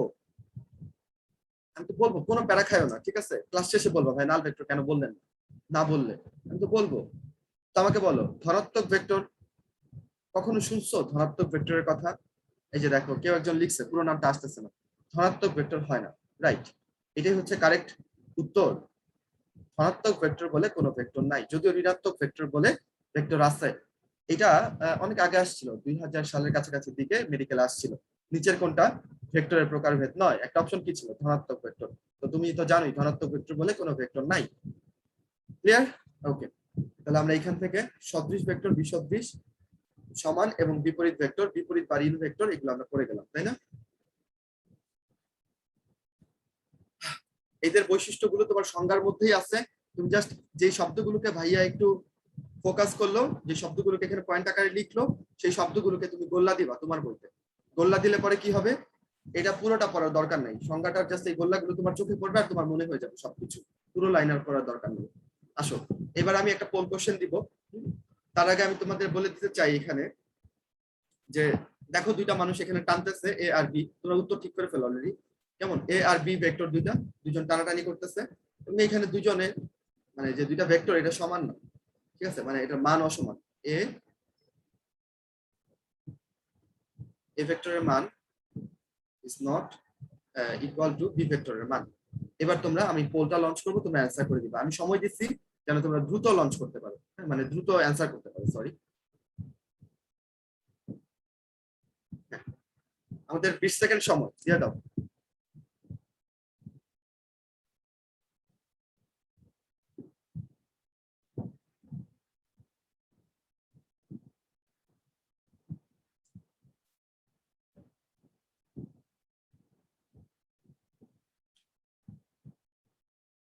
সত্তর পার্সেন্ট পার্টিসিপেশন হয়েছে, 80% হলে আমরা শেষ করে দেবো, তাড়াতাড়ি দিয়ে ফেলো। তোমার মতামতের তো একটা দাম আছে, তাই না? মানুষ ভোট দেওয়ার সুযোগ চায় না? কে চায় না বলো? সবাই চায়। তো তুমি ভোট দেওয়ার সুযোগ পাইতেছো এখানে, তো কেন দিবা না? তোমার মতামতের একটা মূল্য আছে না? আছে তো। আচ্ছা বুঝছি, 80% আর হবে না, 78% ভোট হয়েছে, এখানে পোল শেষ। তোমরা 78% মানুষ সঠিক উত্তর দিচ্ছ বিসদৃশ ভেক্টর। দেখো কি কি শর্ত মানলো এখানে, কেন এটাকে বিসদৃশ বলবো? দেখো এখানে দুইটা বল, দুইজনই টানটানি করতেছে, দুইটাই বল ভেক্টর, তাহলে সমজাতীয়, প্রথম শর্ত মিলছে। আমি ভাইয়া বলে দিচ্ছে দুইটার মান অসমান, এই যে দুইটার মান অসমান, তাহলে অসম মান, শর্ত মিলছে। তারপর হচ্ছে কি, বিপরীত দিকে কাজ করতেছে, বিপরীত দিকে হইলেই সেটা কি হয়ে যাবে? বিসদৃশ। যদি একই দিকে কাজ করতো, যদি দুইজন মিলে একদিকে টানতো, তাহলে কিন্তু এটাকে আমরা সদৃশ ভেক্টর বলতাম। যেহেতু বিপরীত দিকে টানতেছে, তাই এটা কি হয়ে যাবে বলো? কার সাথে মিলছে? বিসদৃশ ভেক্টর বৈশিষ্ট্যের সাথে মিলছে, তাহলে এটা একটা বিসদৃশ ভেক্টর। সদৃশ কখন হইতো? যখন একই দিকে টানতো। বিপ্রতীক ভেক্টর তো ভাইয়া এখনো বলেই নাই, বলবে। নাল ভেক্টর বলে নাই, বলবে। দাঁড়াও, বিপ্রতীক ভেক্টরটা কি তাহলে? দেখো দুইটা ভেক্টর, তাদের মান যদি এরকম, ধরো আমি একটা ভেক্টর দিলাম এ, এ যে দিলাম ধরো আমরা 3i ক্যাপ, একটা ভেক্টর, তাহলে বি যদি তার বিপ্রতীক ভেক্টর হয়, সেটার মান হবে 1/3 i ক্যাপ। জাস্ট তার মানটাকে 1 করে দিবা, তাহলে তুমি কি পেয়ে যাবা? বিপ্রতীক ভেক্টর। এরকম যদি হয়ে থাকে, তাহলে এ কে বি এর তুমি বিপ্রতীক ভেক্টর বলতে পারো। ঠিক আছে, এবার দেখো তো সদৃশ ভেক্টরের যে দুটো এক্সাম্পল দিছি, এদেরকে কি বিপ্রতীক ভেক্টর বলা যাবে কিনা? আমি যে এখানে মানটা দিছি, এই মানটার জন্য তুমি এদেরকেও বিপ্রতীক ভেক্টর বলতে পারবে, কারণ এই যে একটা 3 নিউটন আর এটা হচ্ছে তার এই যে মানটার 1/3 নিউটন, তাহলে এই দুইটা বিপ্রতীক ভেক্টর, একে অন্যের বিপ্রতীক ভেক্টর। ক্লিয়ার?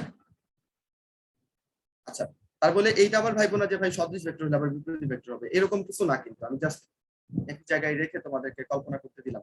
আচ্ছা শেষ, এটা শেষ। চলো এবার আমরা এই প্রশ্নটা অনুসন্ধান করব। নাল ভেক্টর, এটা সুনির্দিষ্ট কোনো দিক নাই, খুব ইম্পর্টেন্ট একটা তথ্য, তবু এটাকে কেন ভেক্টর নামে রাখতেছি এটা আমরা অনুসন্ধান করব। সেটা অনুসন্ধান করার আগে আমরা কিছু প্রশ্নের উত্তর খুঁজে বের করি। এই প্রশ্নগুলো তোমাদের মনের মধ্যে ঘুরপাক খেতে পারে, তাই না? দয়া করে এই প্রশ্নগুলো আবার কিউএনএ তে করবা না, এখনই ভালো মতো বুঝে না। ঠিক আছে, আসো। দুটি সমান ভেক্টর, এ একটা ভেক্টর, এটা সমান আরেকটা ভেক্টর, এটাও ধরো এ ভেক্টর। এই একটা থেকে আরেকটা বিয়োগ করে দিবা, কি হবে বলো? চ্যাটে বলে ফেলো তোমরা। ওই দাঁড়াও, এই জিরো বলে ফেলছো সবাই। আচ্ছা, এই জিরোটা কি নরমাল জিরো, স্কেলার জিরো নাকি ভেক্টর জিরো আমাকে বলো। তোমরা একটু আগে বলছো ভাইয়া ভেক্টর রাশি যোগ বিয়োগ করে যেটা পাই সেটাও ভেক্টর রাশি। তো এখানে ভেক্টর রাশি বিয়োগ করছো, যেই জিরোটা পাইছো সেটা কোনো স্কেলার জিরো না, বুঝছো? এইটাও একটা ভেক্টর জিরো। আর এই ভেক্টর জিরোটাকে আমরা কি বলতেছি? নাল ভেক্টর। আসো, দুটা বিপরীত ভেক্টরের যোগফল। তাহলে আমরা ধরলাম একটা ভেক্টর হচ্ছে এ, আরেকটা ভেক্টর মনে করো, আমরা এটা মুছে নেই, সেটার উপর রাখি। এটা হচ্ছে তোমার এ ভেক্টর। বিপরীত হলে এটার মান দুইটা সমান হবে, কিন্তু দিকটা কিরকম হবে? বিপরীত। তাহলে এটাকে কি বলতে পারি আমরা? এটাকে বলতে পারি মাইনাস এ ভেক্টর। এবার এই দুইটাকে তোমাকে যোগ করতে বলছে, তাহলে বলো আগের মতোই অবস্থা হবে, এ প্লাস হচ্ছে মাইনাস এ ভেক্টর। কি পাবা? এইখানেও জিরো পাবা, এবং এইটাও ভেক্টর রাশির যোগ বিয়োগ, এবং ভেক্টর রাশির যোগ বিয়োগ করে তুমি কি পাবা? ভেক্টর রাশি পাবা।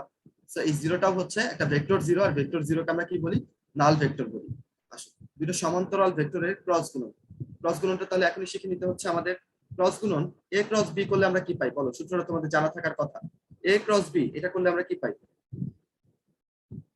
এবি সাইন থিটা পাই না?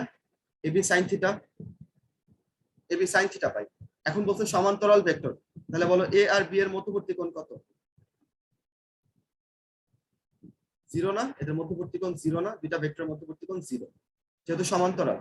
সাইন জিরোর মান কত? সাইন এবং কজের যে মানগুলো আছে সেগুলো অবশ্যই মাথায় রাখতে হবে, নয়তো ভেজালে পড়ে যাবা। ঠিক আছে, আজকে এই সময় নিয়ে যাদের উল্টাপাল্টা লাগে, সময় নিয়ে যেখানে আছে ম্যাথ বইয়ে বলো, অন্য জায়গায় বলো, বা নিজে লিখে লিখে একটু মেমোরাইজ করবা। ঠিক আছে, সাইন জিরোর মান হচ্ছে জিরো, তাহলে এ প্লাস বি এটা করলে জিরো হয়ে যাচ্ছে। বলতো এই জিরোটা কি স্কেলার জিরো না ভেক্টর জিরো? আমি অপেক্ষা করতেছি তোমাদের জন্য চ্যাটে। ভেক্টর জিরো না? কেন ভেক্টর জিরো? কারণ এখানে ক্রস গুণন করে পাইছি, আমরা জানি ক্রস গুণন করলে বা ভেক্টর গুণন করলে প্রাপ্ত রাশিটা ভেক্টর, তাহলে এই জিরোটাও ভেক্টর। তাহলে এই জিরো ভেক্টর জিরোটাকে আমরা কি বলি? নাল ভেক্টর। আবার সমবেগে গতিশীল বস্তুর ত্বরণ, সমবেগে চললে বেগের কোনো চেঞ্জ আছে? চেঞ্জ নাই। বেগের যদি চেঞ্জ না হয়, কোনো ত্বরণ থাকে, ত্বরণের সংজ্ঞাই আমরা দিছি হচ্ছে a is equal to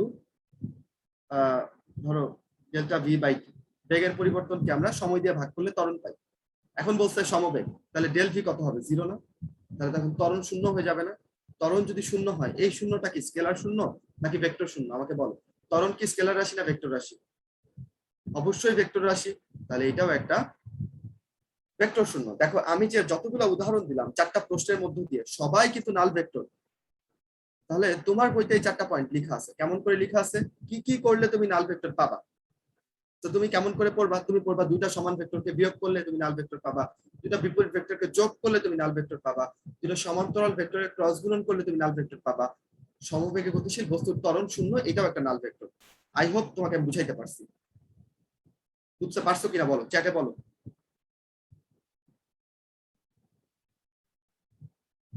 yes, very easy. হ্যাঁ সবাই ভেরি ইজি, জোস। আচ্ছা, ম্যাক্সিমাম বুঝতে পারতেছো। এটাই ধরো এখন আমি আমার ব্যাপার কি জানো, তোমরা আমার সাথে প্রায় যে 900-র কাছাকাছি মানুষ যুক্ত আছো, এখন আমি একটা মানুষ, তাই না? আমার হাতে সময় লিমিটেড, তোমাদেরও সময় লিমিটেড। এই সময়ের ভেতরে আমি চাই ম্যাক্সিমাম তোমরা এখান থেকে বুঝে নাও। ঠিক আছে, ম্যাক্সিমাম এটাই আমার টার্গেট। সবাইকে আমি বুঝাইতে পারবো না, এটা আমার অপারগতা, এটা মানুষ হিসেবে আমার অপারগতা, এটা সবারই আছে, বুঝতে পারছো? তো তোমাকে আমাকে কি করতে হবে? তোমাকে হচ্ছে যারা বুঝতেছে তাদের দলে থাকতে হবে। কিভাবে তাদের দলে থাকতে পারো? প্রচুর মনোযোগ রাখতে হবে। এই সময় ধরো তোমার বন্ধু একটা মেসেজ দিল, তুমি সেই মেসেজে চলে যাও, হ্যাঁ? বা কারো ডাক পড়লো স্পেশাল, একটু মনে হলো যে খেয়ে আসি, একটু সুন্দর পোলাওয়ের ঘ্রাণ আসতেছে, দুপুরে একটু খাইছিলাম, এখন আবার একটু যাই খেয়ে আসি। তো এইগুলো যদি মনে পড়ে তাহলে ক্লাস ফসকে যাবে এবং টপিক ফসকে যাবে, শেষ বেলায় এসে তুমি বলবো ভাই বুঝি না, তখন আমাদের আর কিছু করার থাকবে না। তো একটা টপিক শুরু হলেই তুমি একটু নড়ে চড়ে বসো, ফুল কনসেন্ট্রেশন দাও। ঠিক আছে, ক্লাস করার কিছু নিয়ম হচ্ছে এগুলো। গেল এটা। তাহলে নাল ভেক্টর আমরা কেমন করে পাই আমরা শিখে ফেললাম। এবার তোমাদের যাচাইয়ের পালা। তোমরা আমাকে বলবা দুইটা লম্ব ভেক্টর, আমি প্রশ্ন রাখতেছি, তোমরা চ্যাটে বলবা। ঠিক আছে, এ আর বি দুটো লম্ব ভেক্টর। হ্যাঁ, এদের মধ্যে আমি এদের 90 ডিগ্রি, আচ্ছা এদের মধ্যে আমি ডট গুণন করলাম। ডট গুণন করলে পরে আমরা কি পাবো বলো? কেমন হবে? ডট গুণন করলে এবি cos থিটা, তো থিটার মান 90 বসাইলে কত হয়ে যাবে? 0 হয়ে যাবে না? আচ্ছা, এটাকে কি নাল ভেক্টর বলতে পারবো কিনা? নাল ভেক্টর বলতে পারবো কিনা? যারা বলতেছো পারবো বা যারা ইয়েস বলতেছো, তোমরা ভাই ভুল করে ফেলছো। কেন নাল ভেক্টর বলতে পারবা না? কারণ দেখো, এই যে ডট গুণনের করে বা স্কেলার গুণন করে তুমি কি স্কেলার রাশি পাবা না? তাহলে এই জিরোটা কি একটা স্কেলার জিরো, বুঝছো? সরি, স্কেলার জিরো, স্কেলার গুণন করে পাইছো স্কেলার জিরো, তাহলে সে আবার ভেক্টর হয় কেমনে? তাহলে এই জিরোটা কিন্তু ভেক্টর জিরো না, এটা কিন্তু নাল ভেক্টর না। মাথায় ঢুকছে? দেখো, চিপায় চাপায় লুকিয়ে থাকা যত শত ফাঁদ আছে সব তোমাকে দেখাই দিচ্ছি। বুঝছে কিনা জিনিসটা? বুঝছে, চলেন সামনে যাই। হ্যাঁ, এই যে take a break, null vector দেখো কি হতাশ। এই যে এখানে যে সে বলতেছে ভেক্টরটা নাল ভেক্টর, বলতেছে আমি ভেক্টর, আমার সুনির্দিষ্ট দিক নাই। সে বলতেছে আমিও জমিদার, আর কিন্তু তার জমিদারি নেই, এরকম অবস্থা হয়েছে আর কি নাল ভেক্টরের। ফাইন, তো ব্রেক কতক্ষণে নিবা? 2 মিনিট। এই যে এখন একটু হেঁটে আসো, আবার ফিরে আসবা কিন্তু ঠিক 2 মিনিট পরে। আমার ঘড়িতে 11 বাজে, তোমরা 13তেই ফিরে আসতেছে। দূরে যায় না, বেশি দূরে। মোবাইলটা একটু রেখে দাও, চোখটা বন্ধ করে একটু রিল্যাক্স করো। আমিও সেটাই করবো তোমাদের সাথে সাথে।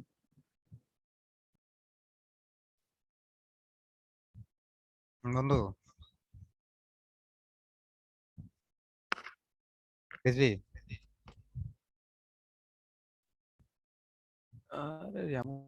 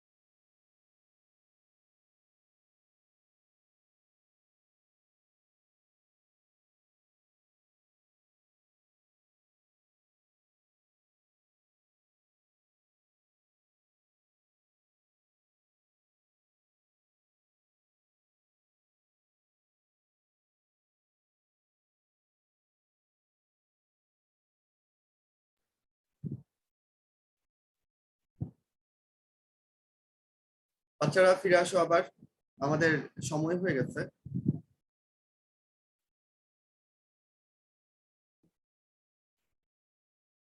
লিখছো, অনেক কিছু লিখছো। আপনার কথা ওই যে শুভ মহাজন ভাই বলছিল। আচ্ছা, শুভ মহাজনের তোমাদের ক্লাস নাই তাই না? আচ্ছা, আমাদের এখন কাজ নাই তো, বুঝছো, তেমন পড়ার চাপও নাই। তো তোমাদের পড়ায়ও আমরা মজাই পাই, সমস্যা নাই। তো শুভ মহাজন পড়াচ্ছে তাহলে, কিন্তু ওর গোড়ালি ভেঙে গেছে গতকালকে, বুঝছো। সব তথ্য দিয়ে দিচ্ছি তোমাদের, ও পিছলা খেয়ে পড়ে গেছে। তাই কয়েকদিন বোধ হয় আর ক্লাস নাও পাইতে পারে, অথবা এখানে বসে বসে ক্লাস দিতে হয়, নিতেও পারে। যাক, সেই কথা। এখন আমি আরো কিছু প্রশ্ন দেখতে পারলাম, যেসব প্রশ্ন হচ্ছে প্রিপারেশন রিলেটেড, কেমনে করবো, কি করবো, কি না করবো, এইসব কথা হচ্ছে।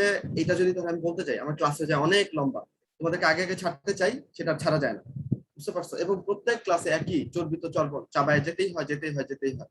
তাহলে তোমরা কি করতে পারো? তোমরা হচ্ছে যে উদ্ভাসের ভাইদের বলবা যে একটা সেমিনার দেন, ঠিক আছে? যাদের এরকম রিকোয়ারমেন্ট, সবাই মিলে বললে তারা দিবে। সেমিনারে চলো আমরা কথা বলি, আমরা জিকে কেমনে পড়বা, ইংলিশ কেমনে পড়বা, কি করবা না, ঠিক আছে? যারা আগে সেমিনার মিস করছো বা যারা এই ব্যাপারগুলো সম্পর্কে জানো না, কেমন? তো চলো আমরা সেই ব্যাপার নিয়ে একদিনে কথা বলে ফেলি। প্রত্যেক ক্লাসে এটা নিয়ে বলা ধরো একটু বিরক্তিকর, মানে একই কথা বারবার বলা, ঠিক আছে? তো সেরকম কোন একটা সময় তোমার আমার কথা হবে, আমি তোমাকে বুঝাই দিব ইনশাল্লাহ যে কোনটা কেমনে করবা। আসো, আজকে আপাতত আমাদের টার্গেট যেটা টপিক শেষ করা, সেটার কথা আমরা এগিয়ে যাই। ক্যামেরা আবার অফ।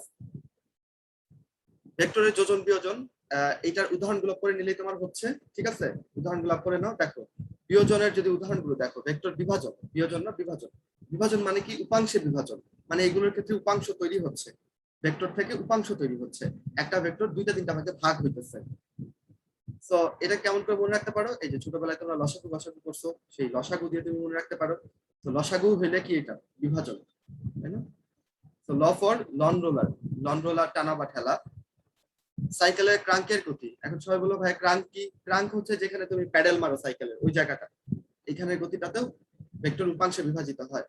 তারপর হচ্ছে নৌকার গুণ টানা, এটা কি তোমরা দেখছো কিনা জানি না, আমাদের ছোটবেলায় আমাদের হচ্ছে শ্রীকান্ত পড়া হয়েছে, শরৎচন্দ্রের শ্রীকান্ত, সেখানে আমরা এই গুণ টানার কাহিনী অনেক পড়ছি। তুমি ছবি দেখলেও, তোমার বইতে দেখলেও বুঝতে পারবা, যখন শুকনো মৌসুমে নদী শুকায় যায় তখন দাঁড়বে নৌকা চালানো ভেরি কষ্টকর, বুঝছো? তখন নৌকার মাথায় একজন হচ্ছে দড়ি বেঁধে নেয়, পার ধরে ধরে নৌকাকে টেনে নিয়ে যায়, এখানে ভেক্টরের বিভাজন হয়। এবং এটাই আর কি। কিন্তু দেখো নৌকার গতি, এটা কিন্তু ভেক্টর যোজনের উদাহরণ। কেমনে ভাইয়া? দেখো নৌকার গতি মানে কি, নৌকার গতি হিসেব করতে গেলে আমরা কেমনে হিসেব করি? স্রোতের গতি মাথায় নেই না, আমরা মাথায় নেই, স্রোতের অনুকূলে হইলে স্রোতের গতির সাথে নৌকার গতি যোগ করে আমরা মেইন নৌকার গতিটা পাই, তাই না? এখানে যোগের ঘটনা ঘটতেছে আর কি, এটা ভেক্টর যোজন, আর এই পাশে হচ্ছে ভেক্টর উপাংশে বিভাজিত হতেছে। এই হচ্ছে কাহিনী। ভেক্টর যোগের সামান্তরিক সূত্র, সূত্রটা আমরা এখন প্রমাণ প্রতিপাদন করব? ইম্পসিবল, কখনো না, আমি জাস্ট একটু মনে করব। ধরো এটা হচ্ছে পি ভেক্টর, ঠিক আছে, আর এটা হচ্ছে ধরো কিউ ভেক্টর, আর এদের লব্ধি হচ্ছে আর। কেমন? লব্ধি যদি আর হয়, ধরলাম আমরা পি আর কিউ এর যে মধ্যবর্তী কোণ, সেটাকে কি ধরবো বলো? পি আর কিউ এর মধ্যবর্তী কোণকে আমরা আলফা ধরবো, তাই না? লাল যে কোণটা করতেছি সেটা কি বলো? আলফা। উল্টাপাল্টা না হয়, যেন পুরোটা রঙিন করে দিলাম, এটা হচ্ছে আলফা। আর নীল যে কোণটা করতেছি একটা ভেক্টরের সাথে লব্ধির যে কোণ, সেটাকে কি বলতেছি বলো? থিটা। আই হোপ কোন দুইটা তোমাদেরকে বুঝাইতে পারছি। এটা উল্টাপাল্টার জন্য অনেকের অঙ্ক মিস হয়ে যায়, সেটা তো উল্টাপাল্টা করবা না, সবসময় এমন করেই ধরবা। তো যদি এটা হয়ে থাকে তাহলে এখানে লব্ধির মান আমরা কেমন করে বের করি? সূত্রটা তোমরা পারো, r is equal to root over p square plus q square plus 2pq cos alpha, ঠিক না? ওকে, r এর মান গেল। এবার যদি তুমি দিকটা বের করো, দিক বের করে আমরা টেন থিটা দিয়ে, থিটাটা হচ্ছে কি, এই যে পি ভেক্টরের সাথে আর কত কোণ করে যাচ্ছে, লব্ধিটা কত কোণ করে যাচ্ছে সেটা, এই থিটা তুমি বের করবে। Tan theta is equal two, কেমন করে লিখবা দেখো, এখানে দেখো লব্ধির সাথে কোণ থিটা, এটা আছে কার সাথে? পি ভেক্টরটার সাথে, যে ফ্রি আছে, ফ্রি কে আছে, কিউ আছে না, কিউ কে প্রথমে লিখে ফেলো উপরে নিচে, লিখে ফেলছো। এবার টেন টেন থিটা বের করতে, তাহলে উপরে কি দিবা? সাইন। থিটার মান তুমি জানো না, কিন্তু আলফার মান তোমার দেওয়া থাকবে, তাহলে উপরে সাইন আলফা, নিচে হচ্ছে কজ আলফা, ঠিক আছে? আর যে একা আছে তাকে একাই রেখে দাও নিচে, সরি, মানে নিচে যে আছে তাকে নিচে রেখে দাও, মানে পি নিচে থাকতেছে না, পি কে নিচে রেখে দাও। এত কাহিনী করার দরকার নেই, যাদের মনে থাকে তাদের এমনিতেই মনে থাকে, তাই না? এই সূত্রটা একটু মাথায় রাখতে হবে। এটা হচ্ছে দিক নির্ণয়ের সূত্র, এটা হচ্ছে লব্ধির মান নির্ণয়ের সূত্র, এটা আমাদের মাথায় নিয়ে পরবর্তী সামনে আগাইতে হবে। এইটা দিয়ে আমরা দেখতে পারবো, এই যে দিক নির্ণয়ের সূত্র দিয়ে আমরা দেখতে পারবো হচ্ছে নৌকার গতি, নৌকা কত কোণে চালাইতে হবে, এরকম অঙ্কগুলো দেখতে পারবো, নৌকা কত কোণে, ঠিক আছে? এই অঙ্ক আমরা ক্লাস শেষের দিকে আছে, আমরা অঙ্ক তোমাদের 10 রকমের অঙ্ক করানো হবে, তোমরা শেষ পর্যন্ত অপেক্ষা করো। মানুষজন কমতেছে না, that's very impressive, that's very very impressive, তোমরা যে আসো এখন, ঘন্টাখানেক প্রায় হয়ে যাচ্ছে। আচ্ছা, নৌকা কত কোণে চলতেছে আর বৃষ্টির সময় ছাতা কত কোণে ধরতে হবে, এই দুটো অঙ্ক কিন্তু আমরা এই সূত্রটা দিয়েই করবো, বুঝছো? তো এই জন্য এই সূত্রটা ইম্পর্টেন্ট আছে। তো চলো আমরা আগাই। এবার আমরা কি দেখবো, এখানে যে সূত্রটা লিখছে এটা কিসের সূত্র বলো? সামান্তরিক সূত্রের ক্ষেত্রে লব্ধির মান নির্ণয়ের সূত্র। এখন বিভিন্নবার আলফার মান বিভিন্ন রকম হওয়ার জন্য দেখো আর এর মানও বিভিন্ন হয়ে যাচ্ছে। আলফাটা কি মনে আছে? আলফা হচ্ছে পি আর কিউ এর মধ্যবর্তী কোণ, তাই না? আচ্ছা, আলফার মান যদি 180 ডিগ্রি হয়, বসাও এখানে 180 ডিগ্রি। আগে বলো তোমার মানগুলো পারো কিনা, নাকি ভাইয়া লিখে নিবে? দেখো cos 0 এর মান বলো, cos 0 এর মান 1, তাই না? তারপর বলো cos 90 এর মান কত, cos 90 এর মান কত বলো? 0। এগুলা মুখস্থ করো ভাই। cos 180 এর মান কত? -1, তাই না? আচ্ছা, তারপর ধরো সাইনের মানে যদি আমরা আসি, সাইন 0 এর মান কত বলো? 0। সাইন 90 এর মান কত 1, সাইন 180 এর মান কত 0। ঠিক আছে, এই জিনিসটা মাথায় ঢুকাও। আর আরো দুইটা ভ্যালু তুমি শিখে রাখতে পারো, যেমন হচ্ছে cos 120 ডিগ্রি, এটাও লাগে অনেক বেশিরভাগ সময়। এটা মান কত -1। তুমি যারা পারো তারা তো পারো, আমি আগেই বলে দিলাম, নয়তো পরবর্তীতে তোমরা উল্টাপাল্টা লাগাবা। সাইন 30 এর মান কত বলো, সাইন 30 এর মান বলতেছো, বলো কিনা, হাফ, সবাই বলে ফেলছে। এটা সমান সমান হচ্ছে cos 60, তাই না? cos 60 হাফ হচ্ছে শুধু হাফ। আর যদি cos 120 ডিগ্রি বলি তাহলে -হাফ। আচ্ছা হয়েছে, মান শিখা হয়েছে। আসো তাহলে 180 ডিগ্রি যদি হয় এদের মধ্যবর্তী কোণ, তাহলে তুমি এখানে একটু বসাও cos 180 ডিগ্রি, কত পাবা? cos 180 ডিগ্রি মান কত -1 না? তাহলে কি থাকতেছে -2pq থাকতেছে না? তাহলে পরে আলটিমেটলি কি দাঁড়াচ্ছে, এখানে দাঁড়াচ্ছে হচ্ছে P difference Q whole square, আবার এটার উপর রুট ওভার আছে, কাটাকাটি গেলে এটাই থাকতেছে, R is equal to P difference Q. এটা হচ্ছে একটা লব্ধির সর্বনিম্ন মান, মিনিমাম ভ্যালু। ঠিক আছে, ম্যাক্সিমাম ভ্যালু কখন পাবো, যখন আলফার মানটা 0। তখন হচ্ছে দেখো আলফার মান 0 হলে cos 0, cos 0 মান কত 1, শুধু 1 বসাও, তখন p plus Q whole square সূত্র পড়বে, স্কয়ারের রুটে কাটা যাবে, p প্লাস কিউ থাকবে। এটা হচ্ছে আমাদের ম্যাক্সিমাম ভ্যালু। বুঝতে পারলাম? এটা তুমি সাধারণভাবে চিন্তা করতে পারো। ধরো আমি তোমাকে এরকম একটা বস্তা দিচ্ছি, তোমরা দুই বন্ধু যদি একই দিকে একই ভাবে টানতে থাকো, তখনই হচ্ছে গিয়ে সব থেকে বেশি স্মরণ ঘটবে বস্তাটার, ব্লকটার বেশি স্মরণ ঘটবে, তাই না? এখানে মান বেশি হবে। এখানে আলফার মান কত আছে বলো, 0 ডিগ্রি আছে। তাই তো তুমি বেশি মান পাইছো, লব্ধির মানটা বেশি পাইছো দুইজনের পর। এখন তোমরা দুইজন খুব বিরোধ করতেছো, দুই বন্ধু মিলে ভাবতেছো কে কোন দিকে টানবে। শেষমেশ দুইজন দুই পথে টানা শুরু করছো, একজন এদিকে টানতেছো, লাল বন্ধু এইদিকে, নীল বন্ধু এইদিকে টানতেছে। তাহলে দেখো মধ্যবর্তী কোণ কত 180 ডিগ্রি।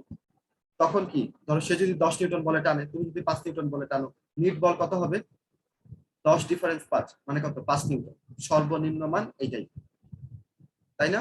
তাহলে আমরা দেখলাম দুইটা ভেক্টরের সর্বোচ্চ মান হচ্ছে p প্লাস কিউ, সর্বনিম্ন মান হচ্ছে p মাইনাস কিউ। এবার আমার একটা প্রশ্নের উত্তর তোমরা চ্যাটে দিবা, গেট রেডি। কি প্রশ্ন? আমি তোমাকে দুইটা ভেক্টর দিলাম, একটা ভেক্টরের ভ্যালু হচ্ছে 3 একক, একটা ভেক্টরের ভ্যালু হচ্ছে 3 একক, আরেকটা হচ্ছে 5 একক। এখন আমাকে একটু বলবা, তিনটা একদম এদের ভেক্টর যোগ, মানে ভেক্টর যোগের মান সর্বোচ্চ কত থেকে কত হতে পারে, মানে রেঞ্জটা কত হবে বলতেছো?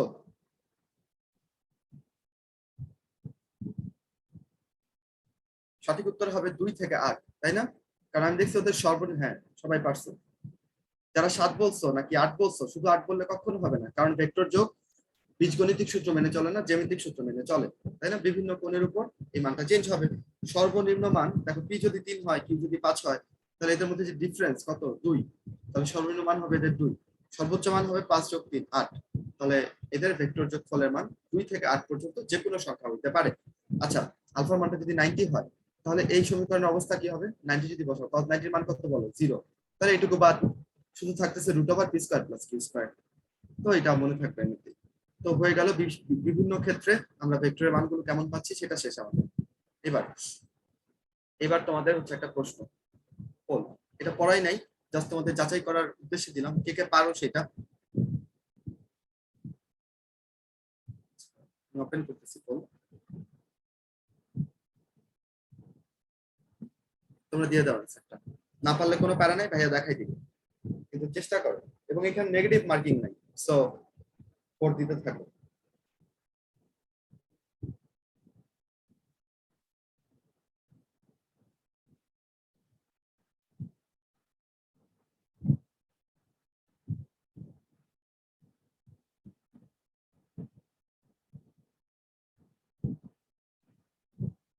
শেষ?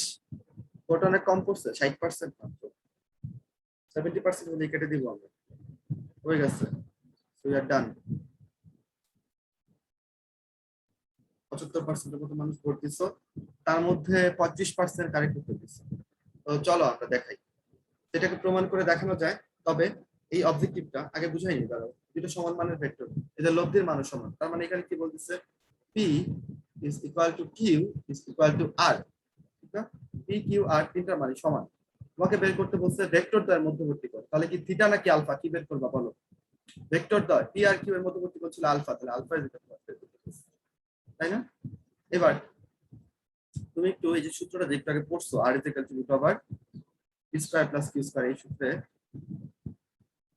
P square plus 2 P Q cos alpha, এখানে একটু তুমি মানগুলো বসাও, তুমি স্কয়ার করে দাও আর এর আর স্কয়ার, তাহলে কি দিকে রুট ওভার উঠে গেল, P is equal to R বসাইতে পারি আমরা, তাহলে এখানে R square, Q is equal to আমরা আর বসাইতে পারি, তাহলে এখানে আর স্কয়ার, 2 পি কিউ, যেহেতু P is equal to R তাহলে 2 আর, আবার এই যে Q is equal to R, তাহলে এখানে লিখতে পারি 2 আর স্কয়ার cos আলফা। এরকম আসতেছে না সমীকরণটা? কিভাবে লিখলাম এটা? এটা এই যে এই সমীকরণ থেকে P is equal to Q is equal to R, এটা দেওয়া আছে প্রশ্নে। আচ্ছা এবার একটু কাটাকাটি করি। সো কি দাঁড়াচ্ছে, R square is equal to 2 R square plus 2 R square cos alpha, এরকম দাঁড়াচ্ছে। এখান থেকে তুমি যদি কমন নাও, সেটা করাইতেছি, এগুলো মেমোরাইজ করে ফেললেই হয়। R square is equal to 2 R square common নিলে কি থাকতেছে 1 প্লাস cos আলফা। এবার তুমি যদি কাটাকাটি করো, আর স্কয়ার এখান থেকে কাটা, এখানে আর স্কয়ার কাটা, তাহলে এখানে 1 থাকতেছে, মানে 2টা নিচে যে ভাগ হয়ে যাবে, তাহলে আমরা লিখতে পারি 1 plus cos alpha is equal to half, আর 1টা এদিকে যে মাইনাস হয়ে যাবে, তো এই 1টাও চলে যাবে, তাহলে cos alpha is equal to কি দাঁড়াচ্ছে, মাইনাস হাফ। সো cos আলফার মান কখন মাইনাস হাফ হবে, যখন alpha is equal to 120 degree হবে, তখন cos আলফার মান মাইনাস হাফ হবে। তাহলে এত প্রমাণ প্রতিপাদন মনে রেখে কি তোমার এটা করা সম্ভব না? তাহলে এই প্রশ্নটা তুমি একটু মেমোরাইজ করে ফেলবা। যদি P Q P is equal to Q is equal to R হয়, তাহলে তাদের মধ্যবর্তী কোণ কত হবে, 120 ডিগ্রি। শেষ। দেখালাম কেন, নয়তো তোমরা চ্যাট একদম উড়াই ফেলবা, কি উড়াই ফেলবা, কেমনে হইতো কেমনে হইতো। দেখো এখানে দেখাইছে, তোমার বই তো প্রমাণ করা আছে, সেটা দেখো।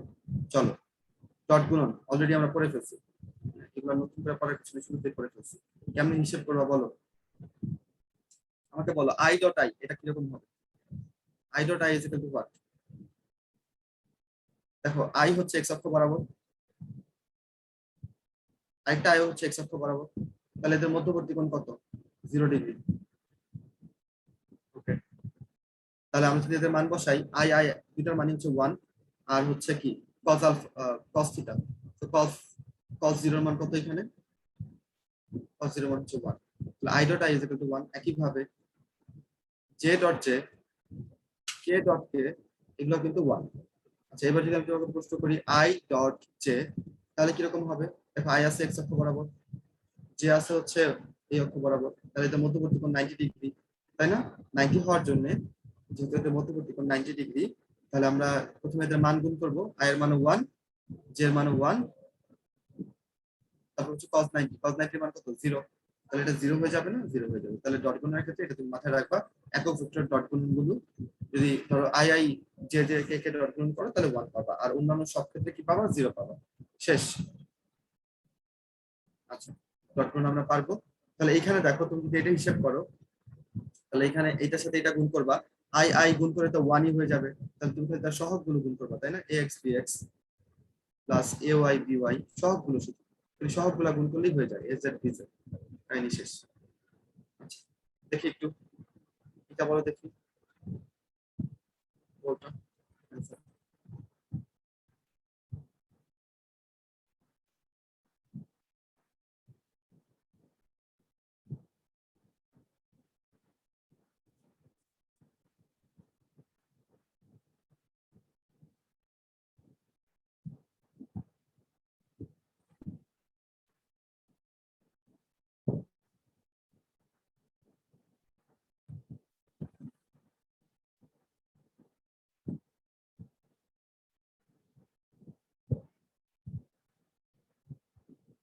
তাহলে দিয়ে ফেল সবাই,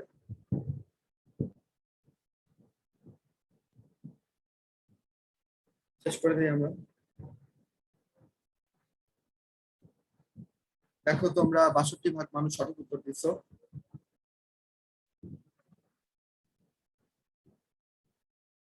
চলো দেখি কেন অন্যরা ভুল উত্তর দিল। ডট প্রোডাক্ট মানে যেটা ডট গুণনের মধ্যে দিয়ে পাইছো, বলের ঘাত এটাকে আমরা প্রকাশ করি হচ্ছে জে দিয়ে। বুঝছো? ঘাত বল আমরা যখন করবো নিউটনের বলের ভিতরে, তখন আরো ভালো বুঝবো।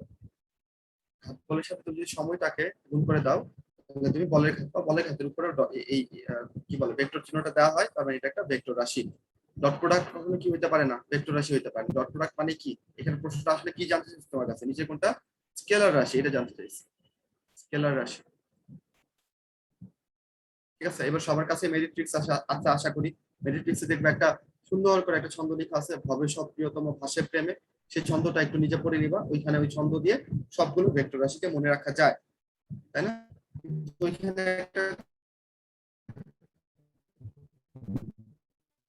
ভাঁজের ভাঁজ দিয়ে হচ্ছে ভ্রামক। তো ভ্রামক একটা ভেক্টর রাশি, এক্সেপ্ট জড়তা, জড়তার ভ্রামক স্কেলার। কিন্তু আর সব বাকি সব ভ্রামক কিন্তু ভেক্টর।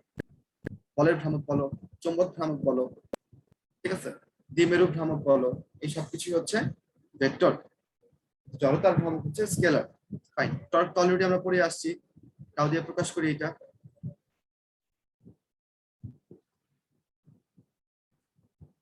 এখন কি ঠিকঠাক শুনতে পাচ্ছো? মাঝখানে বোধহয় একটু আটকে গেছিল, নেটওয়ার্ক প্রবলেম হতেই পারে। নিশাদ, আমাকে শুনতে পাস কিনা? হ্যাঁ, ওরা বলছে হ্যাঁ ক্লিয়ার, তাহলে তোর আর বলতে হবে না। আচ্ছা,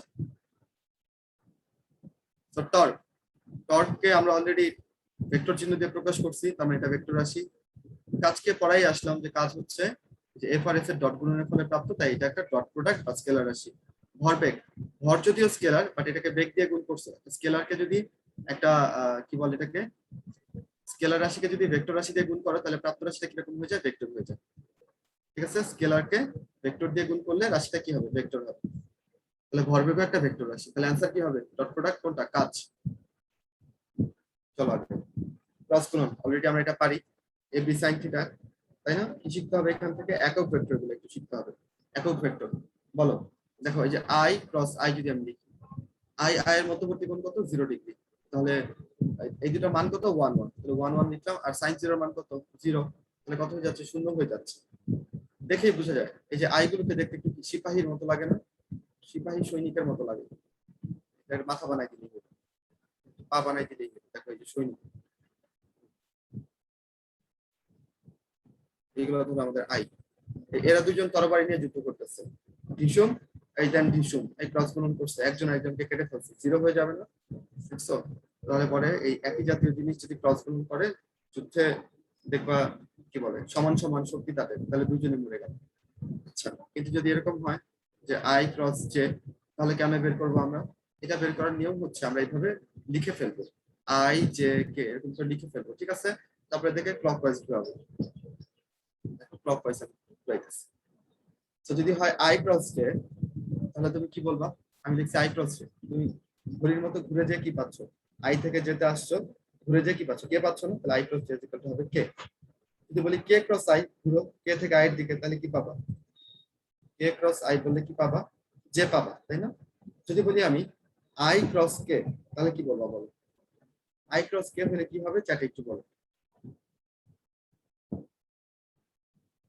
আই ক্রস কে হলে কি যে হবে, না মাইনাস যে হবে। যেহেতু তুমি উল্টা দিক থেকে ঘুরে আসছো, এন্টি ক্লকওয়াইজ ঘুরে আসছো, আমি তো ক্লকওয়াইজ হলে পজিটিভ ধরতেছি এখানে, ঠিক আছে? যদি উল্টা ভাবে ঘুরে আসো, তাহলে হচ্ছে তোমাকে কি দিতে হবে, মাইনাস, মাইনাস। যে আমার চিহ্ন তো কে থেকে আই এর দিকে, তুমি যদি আই থেকে কে এর দিকে ঘুরে আসো, তখন একটা মাইনাস দিতে, মাইনাস যে হবে। বুঝছো কিনা? যদি বুঝে থাকো, তাহলে চলো আমরা সামনে এই পোল কোশ্চেনটা অ্যান্সার দিয়ে দেখি। পোলের উপর পোল চলতেছে, তাই না?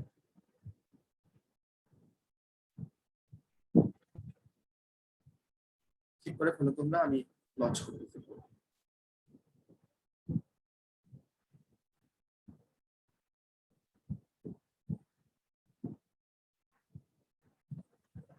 ডালিম ভাই, আপনি কি আছেন আমাদের সাথে?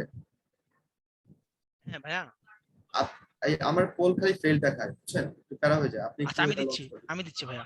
4 নাম্বার পোলটা একটু লঞ্চ করে দিন। তোমরা উত্তর রেডি করে ফেলো, ধুমধাম দিয়ে দিবা।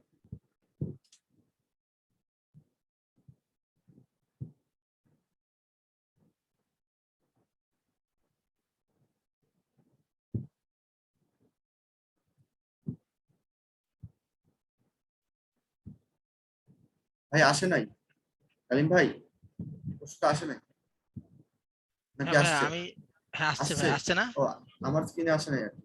দেখি ওরা চ্যাটে কি বলে। আসছে আসছে, ওদের ক্ষেত্রে আসছে, আমার আমার এতে সমস্যা হচ্ছে। আচ্ছা, প্যারা নাই। Okay fine. তোমরা দিতেছো আনসার, 72% দিয়ে ফেলছো, আর 8%-এর জন্য অপেক্ষা করতেছি। দিয়ে ফেলো তোমরা ছোট্ট।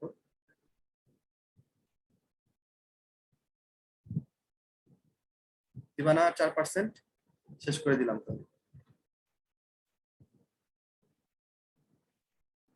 শেষও হচ্ছে না। আলিম ভাই একটু শেষ করে দেন। আমি দেখতেও পাচ্ছি না রেজাল্ট, আমার এখানে পোলটা ঝামেলা করতেছে, বুঝছো? তবে আমি ধরে নিচ্ছি ম্যাক্সিমাম তোমরা ভালো পারছো। দেখো, জে ক্রস আই কি করতে হবে, আমাকে এখানে লিখে নিতে হবে। কি লিখবো আমরা? আই জে কে লিখে ফেলবো প্রশ্নে। দেখতে পাইলে আমি কি করবো? আই জে কে লিখে ফেলবো। লিখে ফেললাম। এটা কি আমাদের নিয়ম মতো ঘুরছে না উল্টা ঘুরছে? আমরা তো বুঝলাম ক্লকওয়াইজ ঘুরাইতে হবে। আচ্ছা, এই চিহ্ন দিয়ে আবার উল্টা বুঝবো। আমাদের নিয়ম অনুযায়ী আই থেকে জে, জে থেকে কে, কে থেকে আই, এরকম ক্লকওয়াইজ আমাদের নিয়ম অনুযায়ী এইভাবে ঘুরবে, তাই না? আই থেকে জে, জে থেকে কে, কে থেকে আই। কিন্তু আমি বলছি কি, জে থেকে আই, তাহলে উল্টা করতে হইতেছে না আমাদেরকে? আমরা তো কে পাবো এটা আমরা জানি, কিন্তু এই কেটা কি হবে? মাইনাস কে। তাহলে অ্যান্সার কি হবে? বি নাম্বারটা।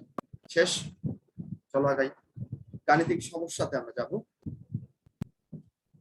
গাণিতিক সমস্যাতে আমরা কি করবো? সেই নিয়ে কিছু নাই স্লাইডে, এখান থেকে আসো। ধুমধাম আমরা গাণিতিক সমস্যাগুলো করে আমরা কিন্তু বিদায় নিয়ে নিব। হ্যাঁ, আমাদের পড়া কিন্তু শেষ হয়ে যাবে। তো দেখো, দ্রুত সময়ের মধ্যে কিন্তু আমাদের পড়া হয়ে গেল। এখন এখানে আমরা কিন্তু ডাইভারজেন্স, কারেন্ট এগুলো করলাম না। এখন এইটা হচ্ছে তোমাদের শর্ট সিলেবাসের মধ্যে নাই। আমাদের কোর্স যে প্ল্যানটা, এটা বেসিক্যালি তোমাদের শর্ট সিলেবাসকে কেন্দ্র করে প্ল্যান। কিন্তু যদি তোমাদের পরীক্ষা বড় সিলেবাসে হয়, তাহলে হচ্ছে আমরা তোমাদের পুরো সিলেবাসটাই পড়াই দিব। এই চ্যাপ্টার থেকে যেগুলো বাকি আছে সেগুলো তোমাদেরকে পড়াই দেবো, ঠিক আছে? আর তোমার গায়ে যদি এখন এনার্জি থাকে, স্ট্রেংথ থাকে, ইচ্ছে থাকে, তুমি এত বাজবিচার না করে পুরো চ্যাপ্টারই পড়ে ফেলতে পারো, তোমার যদি শক্তি থাকে। আর কোচিং এর 2-4টা প্রশ্ন বাইরে থেকে চলে আসলে তুমি কোচিং কে দায়ী করতে পারবে না। কিন্তু ম্যাক্সিমাম প্রশ্ন, মোস্ট অফ দ্য প্রশ্ন কিন্তু আমাদের পড়ানো থেকে এবং এই শর্ট সিলেবাস থেকে আসবে। এবং স্যাররাও যখন ধরো প্রশ্ন করবেন, এত বেছে বেছে প্রশ্ন করা যায় না যে এই টপিকে আসছে, এই টপিক থেকে করবো, ওই টপিক আসছে, ওই টপিক থেকে করবো, এটা নাই করা যাবে না। এত বেছে বেছে করা যায় না। চ্যাপ্টার গুলো দেখে নিয়ে প্রশ্ন করে দিবেন, 2-4টা কিন্তু চলেও আসতে পারে। তো ওইটা তুমি দেখে নিতে পারো তোমার নিজ দায়িত্বে। তবে যদি মেডিকেল ভর্তি পরীক্ষায় ওটা থাকে, শর্ট সিলেবাস না থেকে যদি পুরো সিলেবাস থাকে, তাহলে অবশ্যই হচ্ছে তোমাদেরকে পুরো সিলেবাস পড়ানো হবে। আমি জানি বার্নিং কোশ্চেনটা কি, ভাইয়া পুরো সিলেবাস হবে নাকি শর্ট সিলেবাস হবে? বিশ্বাস করো, তোমাদেরকে যে যা বলতেছে কেউ কিচ্ছু জানে না। ইভেন মেডিকেল কর্তৃপক্ষ জানে না যে ওরা কেমনে পরীক্ষা নিবে, এখনো জানে না। কোনো একদিন ওরা জানবে, সেদিন আমাদেরকে জানাবে, আমরা আভাস পাবো, সেদিন তোমরাও জানতে পারবা। আপাতত তোমরা কি করবা? কোচিং এর সাথে আগাও, কোচিং এর মতো করে পড়ো, কোচিং এর যে পড়াগুলো পড়াচ্ছে সেগুলো শেষ করো। অ্যাটলিস্ট এই চ্যাপ্টার গুলো তোমার ঝাঁঝরা হয়ে থাকে। পরে যদি দেখা যায় যে না, শর্ট সিলেবাসের বাইরেও পড়তে হচ্ছে আমাদেরকে, আমরা পড়বো, সমস্যা কি? সময় তখন তুমিও যত পাবা, অন্য অন্য আরেকজন ততই পাবে। তুমি কম পাইলে তোমার বন্ধু কম পাবে, তুমি বেশি পাইলে সেও বেশি পাবে। সময় নিয়ে চিন্তা করার কিছু নেই, কেমন? কোচিং যেভাবে প্ল্যান করছে সেই প্ল্যানে এগিয়ে যাবে। এবং প্রত্যেকটা পরীক্ষাতে 80%-এর বেশি মার্কস পাইতে চেষ্টা করো। 80% উঠতেছে না, ঘাবড়ে যাও না, একটু একটু করে নিজেকে প্রোগ্রেস করো। ইনশাল্লাহ সার্ভাইভ করে ফেলবা আর কি, মেডিকেলে চান্স পেয়ে যাও তুমি। আমাদের এখানে যে 850 মানুষ আছে, 850 ধরে চান্স পেয়ে যাও, সেই কামনা করি, সেই দোয়া করি, কেমন? চলো এবার আমরা ম্যাচ শুরু করি। সো 10টা টাইপ আছে, কিন্তু ভয়ের কোনো কারণ নাই। দেখো একদম সোজা সোজা বলছে, এই যে দুইটা ভেক্টর এ আর বি, এদের ডট এবং ক্রস গুলো সেম। যদি সেম হয়ে থাকে তাহলে তাদের মধ্যবর্তী কোণ হবে। আমরা একটু লিখে ফেলি এখান থেকে। ডট গুণনকে আমরা লিখতে পারি A B cos theta, sine cross গুণকে লিখতে পারি A B sin theta. A B কাটা, তাহলে হচ্ছে আহ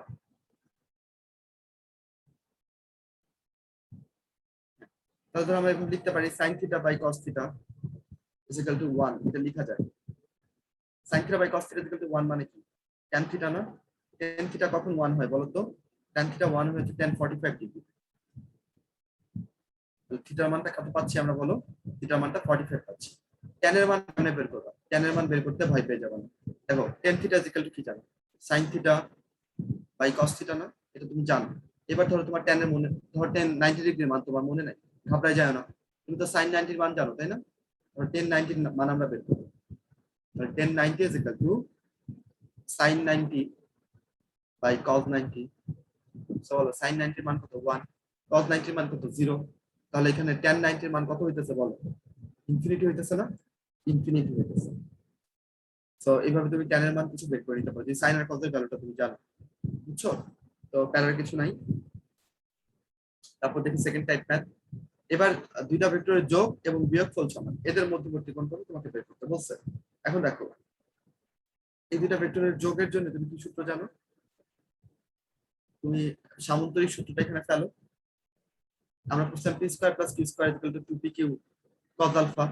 এখানে পি কিউ এর জায়গায় আছে এ আর বি, তাহলে এখানে কি হবে a square plus B square plus 2ab cos alpha is equal to root over a square plus B square.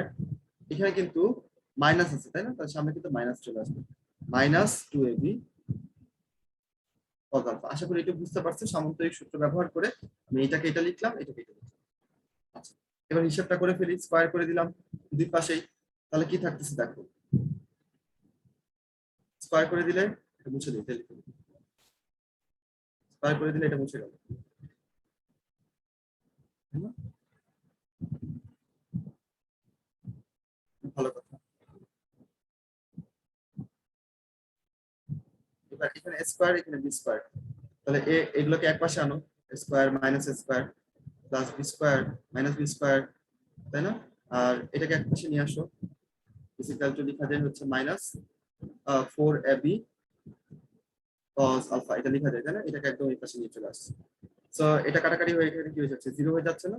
তো 0 ইজ ইকুয়াল টু, এখন এই মাইনাস তুলে দিলে কিছু আসতে যায় না, -4 কে আমরা তুলে দিলাম, এখানে 0 আর এখানে, আচ্ছা লিখে নিই দাও, আমি তবে বলবো কেমন হলো ভাই বুঝি cos আলফা। এবার হচ্ছে আমরা কি করতে পারি বলবো, থিটা লিখতেছি কেন, আলফা। হ্যাঁ, এবার দেখো আমরা এই পুরোটা দিয়ে -4ab দিয়ে 0 কে ভাগ করে দিতে পারি, তাহলে কি হবে, তাহলে cos alpha is equal to 0ই হইতেছে। তাহলে সুতরাং আলফার ভ্যালু এখানে কত, 90 হইলে পরে cos আলফা মান কত হবে, 0 হবে, তাই না? তাহলে এখান থেকে আমরা পেয়ে গেলাম। এটা তুমি ধরো এই যে ভাই শিখাই দিল, তুমি ধরো একবার ম্যাথ করছো, পরে তোমার ব্যাপারটা মেমোরাইজ হয়ে গেছে, দরকার নেই আবার এটা করে বের করার। তুমি তো জানোই যে দুইটা ভেক্টরের যোগফল ইকুয়াল টু, যদি দুইটা ভেক্টরের বিয়োগফল হয় তাহলে তাদের মধ্যবর্তী কোণ কত, 90 ডিগ্রি। শেষ।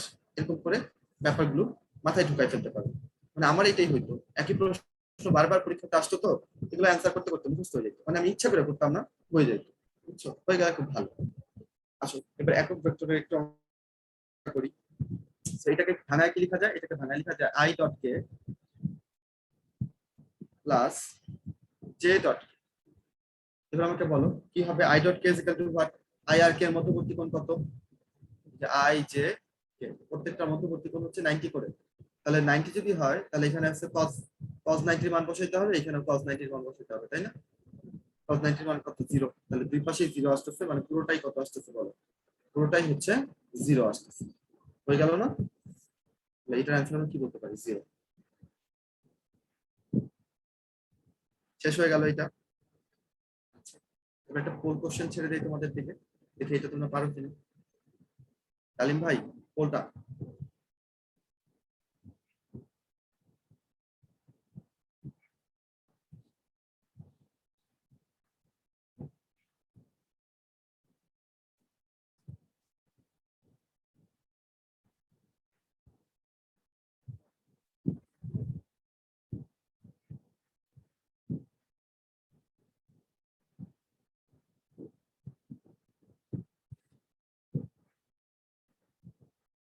মাত্র 50 ভাগ মানুষ ভোট দিছো, আরো ভোট চাচ্ছি, তাড়াতাড়ি ভোট দেবো।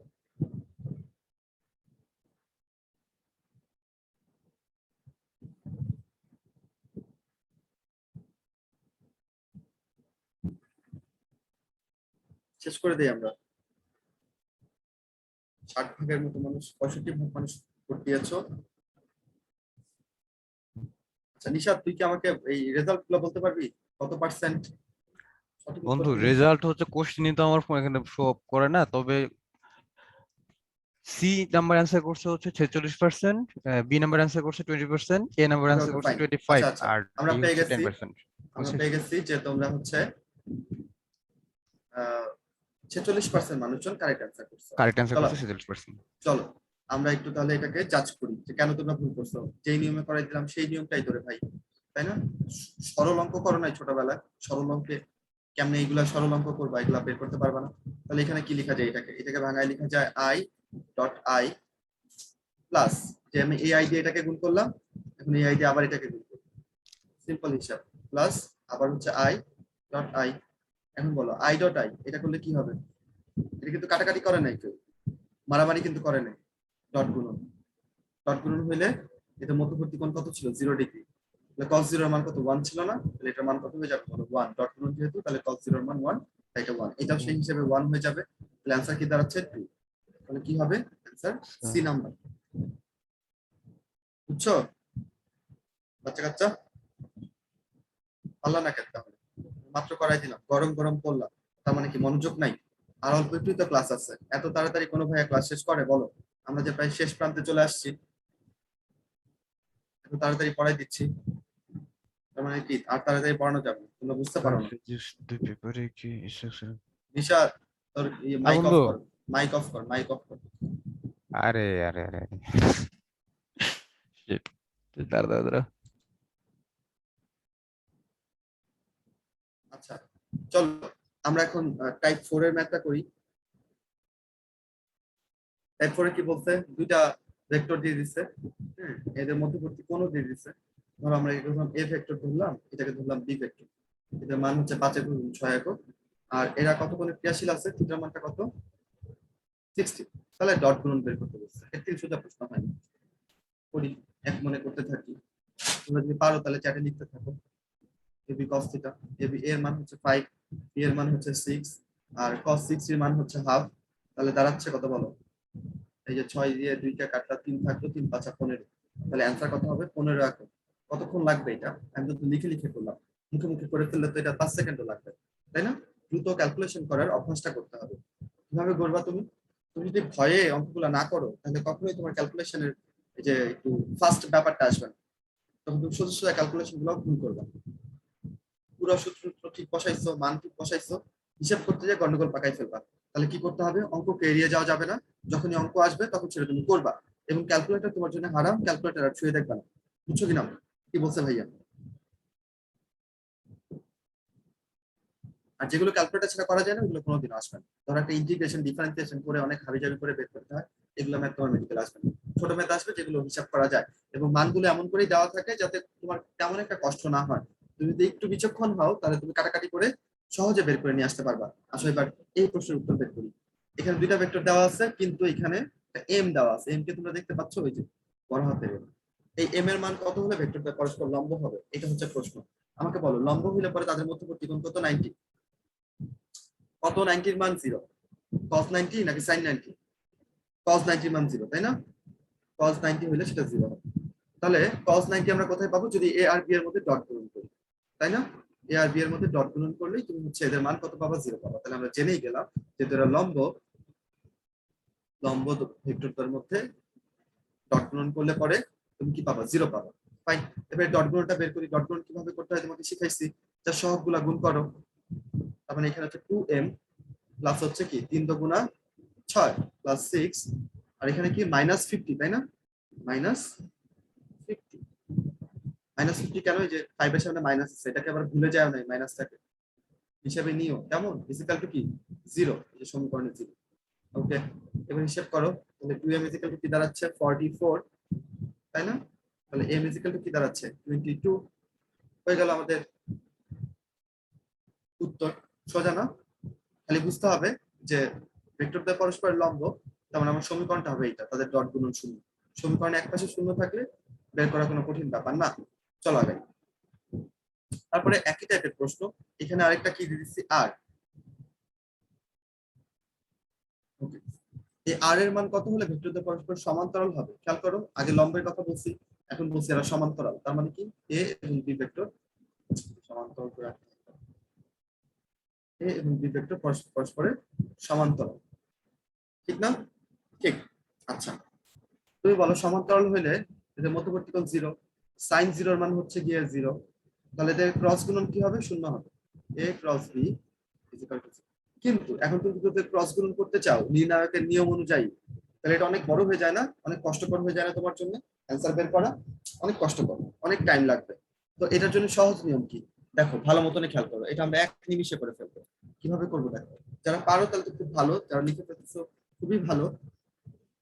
তুমি পারো না, একটু মনোযোগ দিয়ে দেখো। যখনই সমান্তরাল বলবে, সমান্তরালে দন্তস্ব আছে না, তুমি বুঝে যাবা যে তোমাকে কি নিয়ে কাজ করতে হবে, সহগ নিয়ে কাজ করতে হবে। সহগ, সহগ তো চেনো তাই না? সহগ, এই যে 5, এই যে 2, 15 আর এগুলো হচ্ছে সহগ তাই না? কিভাবে লিখবা? আয়ের সাথে যে সহগ আছে সেগুলোর অনুপাত করবে। ধরো আমি বিয়েরটা উপরে লিখতেছি, কেমন? তুমি যে কোনো ভাবে লিখতে পারো। আমি ধরো বিয়ে এখানে 15 লিখলাম, তাহলে নিচে কি লিখবো? এরটা লিখবো, আয়ের সহগ 5 ইজ ইকুয়াল টু, বিয়ের এখানে পাচ্ছি আমি আর, এর এখানে যে সামনে পাচ্ছি হচ্ছে 2 তাই না? এর এখানে কে সামনে পাইতেছি আমি -9, এর এখানে কে সামনে পাইতেছি -3। সো এইটা হবে। ভাই কিভাবে লিখলো বুঝতে পারছো? প্রশ্ন বলছে সমান্তরাল, তুমি বুঝে ফেলবা তোমাকে সহগ নিয়ে কাজ করতে হবে। সমান্তরালে দন্তস্ব, সহগে দন্তস্ব, সহগগুলা কি করবা? অনুপাত করে দিবা। ঠিক আছে, অনুপাত করলাম। এই উপরে হচ্ছে আমি বি এর সহগগুলা লিখছি, বি এর সহগ, নিচে হচ্ছে এর সহগগুলো লিখছি। উপরে কি এর সহগ লিখতে পারবো না? পারবা, কোনো প্যারা নেই। আচ্ছা, যদি এটাই হয়ে থাকে, আমার তো এই পাশে পুরোটা নিয়ে বিবেচনা করার দরকার নাই তাই না? একটা বিবেচনা করলেই হইতেছে, এইটুকু বিবেচনা করো তাইলেই হবে। 5 দিয়ে তুমি যদি 15 কে কাটো 3 তাই না? আর এইদিকে যে এটা কি হয়ে যাবে বলো? গুণ হয়ে যাবে। আর ইজ ইকুয়াল টু কি বেরোবে বলো? আর ইজ ইকুয়াল টু 3 দুগুণা 6 বেরোবে। তাহলে অ্যান্সার কি হবে? আর এর 6। আশা করি লম্ব থাকলে, সমান্তরাল থাকলে আর এর মান কেমন হবে সেটা নিয়ে তোমাদের আর কোনো জটিলতা বা ঘাপলা থাকবে না। এবার আসলে লন রোলার অঙ্ক করি, বলছিলাম এটা একটু বুঝাই দিব তোমাকে। এবার একটু আমরা প্রথমে একটু থিওরিটা বুঝে নিব, তারপর ম্যাথটা করে ফেলবো। It's very easy. কিন্তু আমি কি করব, তোমরা এই যে শেষ পর্যন্ত এখনো তোমরা আমার সাথে, এখনো 800 নিচে যায় না মানুষজন, মানে খুবই ইমপ্রেসিভ। হ্যাঁ, শেষ পর্যন্ত তোমরা এমন করে আমাদের সাথে থাকো, তাহলে পড়াটা হয়ে যাবে। কিন্তু মোবাইল মানে অন করে ফেলে রাখবে, তাহলে তো লাভ নেই। আচ্ছা, তো তোমরা আমার সাথে 822 জনের মতো আছো। চলো আমরা পড়ি। আমরা পড়বো লন রোলার। আমরা হয়তো বুঝি জিনিসটা, আবার একটু দেখে নিই। ঠিক আছে, ধরো এটা হচ্ছে আমাদের লন রোলার সাইড ভিউ। তো এইখানে তুমি যদি খেলা দাও, এই যে ধর হাতল, হাতল বরাবর তুমি কি করতেছো? খেলা দিতেছো লন রোলার। খেলা দিলে বলটা কোন দিকে কাজ করতেছে? এই দিক বরাবর কাজ করতেছে তাই না? এই দিক বরাবর বল কাজ করতেছে। এই দিক বরাবর যদি বল কাজ করে, এই বলটাকে তুমি যদি উপাংশে ভাগ করো, দেখো উপাংশে আমি দুই দিকে ভাগ করতে পারি, একটা লম্ব উপাংশ, একটা হচ্ছে উলম্ব উপাংশ তাই না? দেখো এই বলের লম্ব উপাংশ কোন দিকে পাবো? নিচের দিকে পাবো, কারণ এটা নিচের দিকে, বলটা কিন্তু দেখো নিচের দিকে আছে তাই না? তাহলে এটা লম্ব উপাংশ হবে এই দিকে, আর উলম্ব উপাংশ হবে হচ্ছে এই লাল কালির দিকে। সরি, উলম্ব উপাংশ আর লম্ব উপাংশ একই। এটা হবে আনুভূমিক উপাংশ স্যার, এটা হচ্ছে আনুভূমিক তাই না? আনুভূমিক, আর এটা হবে উলম্ব উপাংশ। হ্যাঁ, আনুভূমিক উপাংশ আমরা কেন বের করি বলো? এই যে কোণটা আনুভূমিকের সাথে যে কোণ করে আছে সে, এটা হচ্ছে থিটা কোণ। এফ আনুভূমিকের সাথে যে কোণ করে আছে এটা তো থিটা কোণ। যদি তাই হয়ে থাকে তাহলে তার আনুভূমিক উপাংশ হবে এফ কস থিটা, আর উলম্ব উপাংশ হবে হচ্ছে এফ সাইন থিটা। এটা অলওয়েজ উপাংশে ভাগ করলে এমনই হয়। আনুভূমিকের দিকে যদি ধরো আমি তোমাকে এরকম একটা ভেক্টর দিলাম, আমি এটা কোণ দেখাইলাম হচ্ছে এই দিকে, এটাকে আমি থিটা বললাম, তাহলে তুমি এফ সাইন থিটা এদিকে পাবা, এফ কস থিটা এদিকে পাবা, আর এফ সাইন থিটা এদিকে পাবা। ডাজন্ট ম্যাটার এটা খারাপ হয় না উল্টা হয়, কোন যেদিকে আছে সেদিকে কস থিটা, কোন নাই যেদিকে এদিকে সাইন থিটা। আচ্ছা, উপাংশে আমরা ভাগ করে ফেললাম। তাহলে দেখো বলের একটা ভাগ আনুভূমিক বরাবর কাজ করবে, একটা ভাগ নিচে বরাবর কাজ করবে। আহ ওজনটা কোন দিকে কাজ করতেছে বলো তো? এই লন রোলের ওজন নিচের দিকে কাজ করতেছে না? ডব্লিউ তো নিচের দিকে কাজ করতেছে। তাহলে তুমি যখন ঠেলবা তখন দেখো নিচের দিকে দুইটা বল কাজ করবে, একটা হচ্ছে তার ওজন বল, একটা হচ্ছে তোমার যে এফ বল তার একটা ভাগ এফ সাইন থিটা। তাহলে তখন তার ওজনটা কি হবে? ওজনটা একটু বেড়ে যাবে না? তাহলে তখন তার ওজন মানে মেইন ওজন, ওজন ইকুয়াল টু লেখা যাচ্ছে W plus F sine theta. যখন সে ঠেলবে তাহলে ঠেলায় ওজন কি হবে বলো? ঠেলায় ওজন হচ্ছে এটা। এবার খেয়াল করো, যদি টানে কেউ তাহলে কি হবে? টানতেছে, তাহলে বল কোন দিকে দিচ্ছে বলো? উপরের দিকে দিচ্ছে তাই না? এই বরাবর বল দিচ্ছে বাইরের দিকে, এইখান থেকে নিয়ে এই বরাবর বল দিচ্ছে, টানতেছে তুমি। তাহলে এই বলটারও একটা উলম্ব উপাংশ পাবো, সেটা উপরের দিকে। উলম্ব উপাংশটা কি বলবো আমরা? F sine theta. আর আনুভূমিক উপাংশ পাচ্ছে এইদিকে, বস্তুটা এদিকে গড়ায় যাবে তাই না? এদিকে হচ্ছে এফ কস থিটা। থিটা কোনটা? এই যে আনুভূমিকের সাথে যে কোনটা করছে। এবার দেখো এখানে ওজন কোন দিকে কাজ করবে, নিচের দিকে। মনোযোগ কি দিচ্ছ তোমরা? এখন থেকে মনোযোগ দিলে কিন্তু বুঝে যাবে জিনিসটা। দেখো ওজনের দিকে কাজ করবে। তাহলে আমরা টানার ক্ষেত্রে দেখলাম ওজন কাজ করতেছে নিচের দিকে, এফ সাইন থিটা কাজ করতেছে উপরের দিকে। যদি তাই কাজ করে থাকে তাহলে আমরা বলতে পারি এখানে ওজনটা একটু কমে যাবে, মিনিমাইজ হবে। কেন? কারণ ওজন নিচের দিকে, উপর দিকে আরেকটা, সেটা কমে যাবে না। উপরে এফ সাইন থিটা কাজ করার জন্য তার আলটিমেট ওজনটা কমে যাবে। তাহলে টানার ক্ষেত্রে ওজন কিরকম হবে? টানায় ওজন W minus F sine theta. So এই দুটো জিনিসই আমাদেরকে বুঝতে হবে। ঠেলার ক্ষেত্রে বস্তুর ওজন বেড়ে যায়, তাই ঠেলা কিন্তু কঠিন, তাই না? আর টানার ক্ষেত্রে কিন্তু ওজন কমে যায়, তাই টানা অনেক সোজা। কিন্তু দেখো সবাই ঠেলতেই ভালোবাসে, তাই না? সবাই খালি একজন আরেকজনকে ঠেলে। ঠেলা কঠিন তবুও খালি ঠেলে, যে তুই এটা কর, না তুই এটা কর, না না না তুই কর। কেউ আর টেনে তুলতে চায় না উপরে, কেউ উঠতে চাইলে ঠেলে নামিয়ে দেয়। যাক, আক্ষেপের কথা রাখি, আসলে অঙ্কে ফিরে আসি। একটা লম্বদার, আচ্ছা ঢালা, এটার কোণ থিটার মান দেওয়া আছে আনুভূমিকের সাথে কত, 30 ডিগ্রি। এফ এর মান কত দেওয়া আছে, 20 নিউটন। টানার সময় ঠেলা অপেক্ষা কত কম হবে ওজনটা? তাহলে টানার যে ওজন সেটা হচ্ছে W minus F sine theta. এটা থেকে বিয়োগ করতে হবে ঠেলার ওজন, কারণ কত কম হবে জানতে চাইছে, minus W plus F sine theta. বুঝতে পারছো ভাই কি লিখলো? প্রথমে এই অংশটা হচ্ছে টানার ওজন, আর এটুকু হচ্ছে ঠেলার ওজন। এই দুটো তোমার চাইছে, হিসাব করো এবার। এবার হিসাব করলে এখানে একটা মাইনাস চলে আসবে, আমি লিখতে পারি এরকম করে যে W minus F sine theta minus W minus F sine theta equal to what, এটা বের করতে বলছি, তাই না? তাহলে হচ্ছে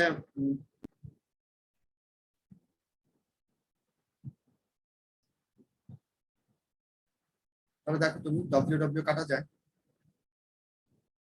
টানার সময় ওজন ঠেলা অপেক্ষা কত কম। তাহলে হচ্ছে আমাকে অ্যাকচুয়ালি ঠেলা থেকে টানাটা বিয়োগ করতে হবে, তাই না? দেখো আমি নিজে ভুল করে ফেলছি।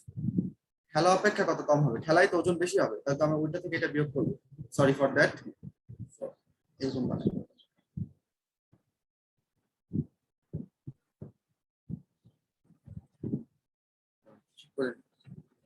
করতে ভুল করছি। এটা হচ্ছে ঠেলার ওজন, ঠেলার ওজন বেশি, এটা থেকে টানার ওজনটা বিয়োগ করবো। তাহলে দেখো এই ডব্লিউ প্লাস ডব্লিউ আর এটা মাইনাস ডব্লিউ হয়ে যাবে, কাটা যাবে। আর মাইনাস মাইনাস এটা প্লাস হয়ে যাবে, তাই না? তাহলে কি দাঁড়াচ্ছে আমাদের বলো, এখান থেকে কি দাঁড়াচ্ছে? ওজন তার 2f sin থিটা হয়ে যাচ্ছে না? পার্থক্যটা ঠেলার থেকে টানার ওজনটা 2f sin থিটা কম, এটা আমরা পেয়ে গেছি। এখন দেখো f এর ভ্যালু দিয়ে দিচ্ছে না, দিচ্ছে 20। তাহলে মান বসাই 2 * 20। থিটার ভ্যালু দিয়ে দিচ্ছে না, থিটার ভ্যালু কত, 30। sin 30 এর মান কত বলো? sin 30 এর মান হচ্ছে হাফ। তাহলে 2 আর 2 কাটা, অ্যানসার কত দাঁড়াচ্ছে বলো? 20 নিউটন। তাহলে অ্যানসার এইটাই।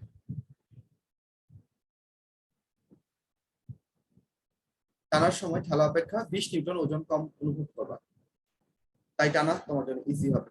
ম্যাথটা কি বুঝতে পারছো? দেখি একটু চ্যাটে বলো আমাকে, ম্যাথটা বুঝতে পারছো কিনা। বুঝছি, অনেকক্ষণ ধরে পড়াইছি, তাই না? ম্যাক্সিমামই হ্যাঁ, রেয়ারলি না দেখছি। আচ্ছা ওকে, তো চলো সোজা অঙ্ক, বইও আছে কিন্তু এটাতে।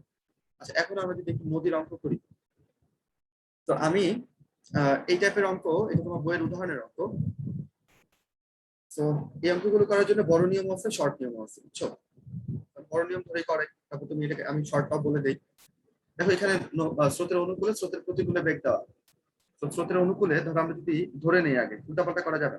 আমরা ধরলাম স্রোতকে পি, স্রোতকে ধরলাম পি, আর হচ্ছে নৌকাকে ধরলাম হচ্ছে কিউ। তার আপত্তি নাই তো, দুইটা ভেক্টর নাম দিলাম জাস্ট। স্রোতের ভেক্টরটাকে দিলাম পি ভেক্টর, নৌকাকে দিলাম কিউ ভেক্টর। অনুকূলে মানে হচ্ছে P plus Q, P plus Q equal to কত বলছে তারা? 24। প্রতিকূলে মানে হচ্ছে P minus Q, P minus Q না তো, কিউ মাইনাস কিউ, সরি। নৌকার বেগ থেকে স্রোতের বেগ বিয়োগ করতে, কিউ মাইনাস কিউ, সমস্যা নেই আমাদের। এটা বলতে হচ্ছে 8। তাহলে তুমি যদি হিসাব করো এখান থেকে, আমি জানি এগুলা হিসাব করে তুমি বের করে ফেলতে পারবে, আমি ডিরেক্ট লিখে ফেলি কেমন। তুমি পি পাবা হচ্ছে 8 আর কিউ পাবা হচ্ছে 16। এবার তুমি মান বসায় দেখো, কিউ এর মান বসায় দেখো এখানে। কিউ হচ্ছে 16 বসাও এখানে, এখানে 8 বসাও। 16 আর 8, যেখানে 8 পাচ্ছ আর এই যোগ করলে 24 পাচ্ছ, হয়ে গেল। তাহলে আমরা স্রোতের বেগ পেয়ে গেলাম 8, নৌকার বেগ পেয়ে গেলাম 16। এটা নিয়ে আমরা এখন সামনের দিকে আগাবো, কেমন? তাহলে আমরা একটু ভিজুয়ালাইজ করি জিনিসটা। নতুন একটা পেজ, তো থিঙ্ক দ্যাট এটা হচ্ছে আমাদের নৌকা, সরি এটা হচ্ছে আমাদের নদী। নদীতে স্রোত বয়ে যাচ্ছে, স্রোতের দিকটা হচ্ছে এই দিকে, ঠিক আছে? স্রোতটা এই দিক থেকে এদিকে যাচ্ছে। এটা আমরা কি ধরছিলাম? পি। সো এই বরাবর স্রোত যাচ্ছে পি, তুমি দাঁড়ায় আছো হচ্ছে এখানে, তোমাকে আমি বলছি সোজা সোজা এখানে যেতে হবে। তার মানে তোমার লব্ধিটা কেমন হতে হবে? লব্ধিটা পি এর সাথে কত কোণ করে থাকবে বলো? এটা হচ্ছে তোমার আর এর দিক, সোজা সোজা এখানে যাইতে হবে। তাহলে লব্ধিটা তোমার এখানে 90 ডিগ্রি কোণ করে থাকবে। লব্ধির সাথে একটা ভেক্টরের যে কোণ সেটাকে আমরা থিটা দিয়ে প্রকাশ করি। থিটার মানে আমাদের বলছে 90 ডিগ্রি, সোজা সোজা যেতে বলছে, ঠিক আছে? আচ্ছা, তুমি কত কোণে সাঁতার কাটবা, ঠিক আছে? সেটা বের করতে বলছে, মানে তোমাকে আলফার ভ্যালুটা বের করতে বলছে। তুমি যদি এই দিক বরাবর সাঁতার কাটে বলো, জীবনে এই বিন্দুতে যে পৌঁছাইতে পারবা? জীবনে না। তোমাকে স্রোত হচ্ছে আরো ঠেলে আরো এই দিকে নিয়ে আসবে, তুমি এনে যে পৌঁছাবে। তাহলে তোমাকে কি হিসাব করে সাঁতার কাটতে হবে, তাই না? কোন দিকে সাঁতার কাটবা তুমি? তুমি এই বরাবর সাঁতার কাটবে। এই বরাবর সাঁতার কাটলেই স্রোতের ধাক্কায় ধাক্কায় তুমি কিন্তু এই আর আর বরাবর গতিপথটা পাবা। এদিকে তো স্রোত তোমাকে ধাক্কা দিবে, আলটিমেটলি তুমি আর বরাবর যাবে, তাই না? তো তোমাকে বের করতে হবে কোন কোনটা? এই যে কার মধ্যে কোন, এই যে পি আর কিউ, এই দুইটার মধ্যবর্তী যে কোণ সেটাকে আমরা কি বলতেছিলাম বলো? এই কোণটাকে কি বলতেছি বলো? আলফা বলতেছিলাম। এই আলফাটা কি তোমার বের করতে বলছে। তো আমরা বলছিলাম কোন সূত্র ব্যবহার করতে হবে এখানে? লব্ধির যে দিক নির্ণয় সূত্র সেটা আমরা ব্যবহার করে ফেলবো। আমরা জানি এটা যে tan theta is equal to, লিখে ফেলতেছি আমি, Q sine alpha divided by P plus Q cos alpha, তাই না? এটা জানি। সো আমাকে বলো থিটার মান কত এখানে দিচ্ছি? থিটার মান এখানে 90 দিচ্ছি না? থিটার মান ভাই 90 দিচ্ছে না? সরাসরি যদি ওই পারে পৌঁছাও তাহলে লব্ধির সাথে পি এর, লব্ধির সাথে স্রোতের মধ্যবর্তী কোণ হবে 90 ডিগ্রি। tan 90 এর মান যেন কত? ইনফিনিটি। ইনফিনিটিকে কি লিখতে পারি আমরা? 1/0। 1/0 যদি হয়ে থাকে, আর এখানে হচ্ছে Q sine alpha divide by P plus Q cos alpha. এখন তুমি একটু কি করবা? এই আর গুণ করো, তাহলে কি দাঁড়াচ্ছে বলো? আমরা লিখতে পারি P plus Q cos alpha is equal to 0। আশা করি কারো কোনো আপত্তি নাই। সেখান থেকে লেখা যায় cos alpha is equal to minus p by q। So আমার পয়েন্ট হচ্ছে এটা, আমরা শুরুতে যে এত কাহিনী করলাম, এত কাহিনী আমরা ভর্তি পরীক্ষায় করব না। একাডেমিকে ধরো যদি আসে, তোমার এইচএসসি যদি আসে, হ্যাঁ তুমি পুরোটা দেখায় করবা। কিন্তু যদি অ্যাডমিশন এই টাইপের অঙ্ক আসে, তাহলে তুমি কি করবা? তাহলে তুমি সরাসরি লিখে ফেলবা, যদি নদী নৌকার অঙ্ক আসে আর কি স্রোতের সাথে, তাহলে তুমি cos alpha লিখে is equal to মাইনাস করে দিবা হচ্ছে কি, তুমি ধরবা যে তোমার নৌকাটা হচ্ছে সাবমেরিন হয়ে গেছে, তাহলে সে স্রোতের নিচ দিয়ে যাবে না, পানির নিচ দিয়ে যাবে না, তাহলে নিচে দিবা নৌকার বেগ। নৌকাতে ন আছে তাই সেটাকে নিচে দিবা, ঠিক আছে? আর স্রোতকে দিবা উপরে। তো স্রোতের বেগ আমরা এখানে কত পাইছি বলো? স্রোতের বেগ পি, তাই না? এই আমাদের কিন্তু এইটাই আসছে, পি মানে হচ্ছে স্রোতের বেগ, পি মানে কিন্তু নৌকার বেগ। তো তুমি ডিরেক্ট এটা বসাই দিবা। কোন একটা প্রশ্ন ধরে এমন দেওয়া যে নৌকার বেগ হচ্ছে 6, স্রোতের বেগ হচ্ছে 3, তাহলে তুমি ডিরেক্ট লিখে ফেলবা যে সোজা সোজা ওই পারে পৌঁছাইতে হলে cos আলফার মান হচ্ছে -3/6। তুমি आंसर কত আসবে? -1/2। এবং cos কতর মান -1/2? 120 ডিগ্রি। তাহলে থিটা আলফার মান আসবে হচ্ছে 120 ডিগ্রি। এরকম করে ডাইরেক্ট বসাই ফেলবা। যেমন আমরা এই পেজে বের করছি যে স্রোতের বেগ হচ্ছে 8, নৌকার বেগ হচ্ছে 16। তাহলে তুমি ডাইরেক্ট লিখে ফেলবা যে cos alpha is equal to 8/16 minus দিতে হবে সামনে, পরে হচ্ছে স্রোতের বেগ, নিচে হচ্ছে নৌকার বেগ। তাহলে কি দাঁড়াচ্ছে? এখানে -1/2 দাঁড়াচ্ছে। তাহলে আলফা মান কত হয়ে যাচ্ছে? 120 হয়ে যাচ্ছে। আরো মজার কথা কি জানো? তাহলে শর্টকাট হয়ে গেল না? শুরুর অংশটা এত বড় করে করতে হইল না। cos alpha is equal to minus স্রোতের বেগ ডিভাইডেড বাই নৌকার বেগ, এটা বসাই দিবা। আচ্ছা, এখন কাহিনী হচ্ছে তোমার বইয়ে যতগুলা নদী নৌকার অঙ্ক দেখো, অলমোস্ট এভরি ইকুয়েশনে এটা 120 ডিগ্রি কোণেই নৌকাটা চালাইতে হয়, 120 ডিগ্রি কোণেই সাঁতারটা কাটতে হয় যদি তুমি ওই পারে পৌঁছাইতে চাও সোজা সোজা। বুঝছো? মোস্ট অফ দা অঙ্ক এরকম। তো তোমার যদি খুব টাইম কম থাকে, ধরো 5 সেকেন্ড সময় তোমাকে দাগাইতে হবে, ম্যাথটা তোমার করার সময় নাই, ঠিক আছে? এই ম্যাথ তোমার সামনে চলে আসছে, তখন তুমি কি করবা? তখন তুমি এই যে 120 ডিগ্রি দাগাই দিবে। যা আছে কপালে। কিন্তু সময় থাকলে একটু করে দেখবা। আর যদি ধরো এই যে স্রোত এবং নৌকার বেগ অর্ধেক, একটা একটা অর্ধেক থাকে, তাহলে তো বুঝে যাচ্ছে যে এখানে আলফা মানে 120 ডিগ্রি হবে। Then, এখানে হচ্ছে কত কোণে ছাতা ধরতে হবে, এটা আমরা সিম্পল ওইভাবে করা যায়। আমি জাস্ট সোজা সূত্র দিয়ে তোমাদের বুঝাই দেবো। এটার সিম্পল শর্ট নিয়ম হচ্ছে টেন থিটা, থিটার মান তোমাকে বের করতে বলছে, is equal two tan theta is equal to minus, sorry এখানে মাইনাস নাই, tan theta is equal two, সবার উপরে মানুষ সত্য তাহার উপরে নাই, তাই না? এই কথাটা তোমরা শুনছো না? তো সবার উপরে কি দিবা? মানুষের বেগ দিবা। মানুষের বেগ কি? এই যে সাইকেল, চলন্ত সাইকেলের বেগই হচ্ছে মানুষের বেগ। চলন্ত সাইকেলের বেগ মানুষের বেগ, তাহলে এখানে মানুষ দিলাম, মানুষ বা সাইকেল যাই দাও, আর নিচে দিবা বৃষ্টি।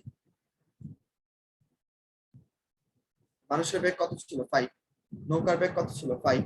সরি নৌকা নাকি, বৃষ্টির বেগ কত ছিল? 5। তাহলে 5/5 কত হচ্ছে? 1। 10 কত মান? 1 আমাকে বলে ফেলবে। 10 কত ডিগ্রির মান? 1 আমরা শিখাইছিলাম।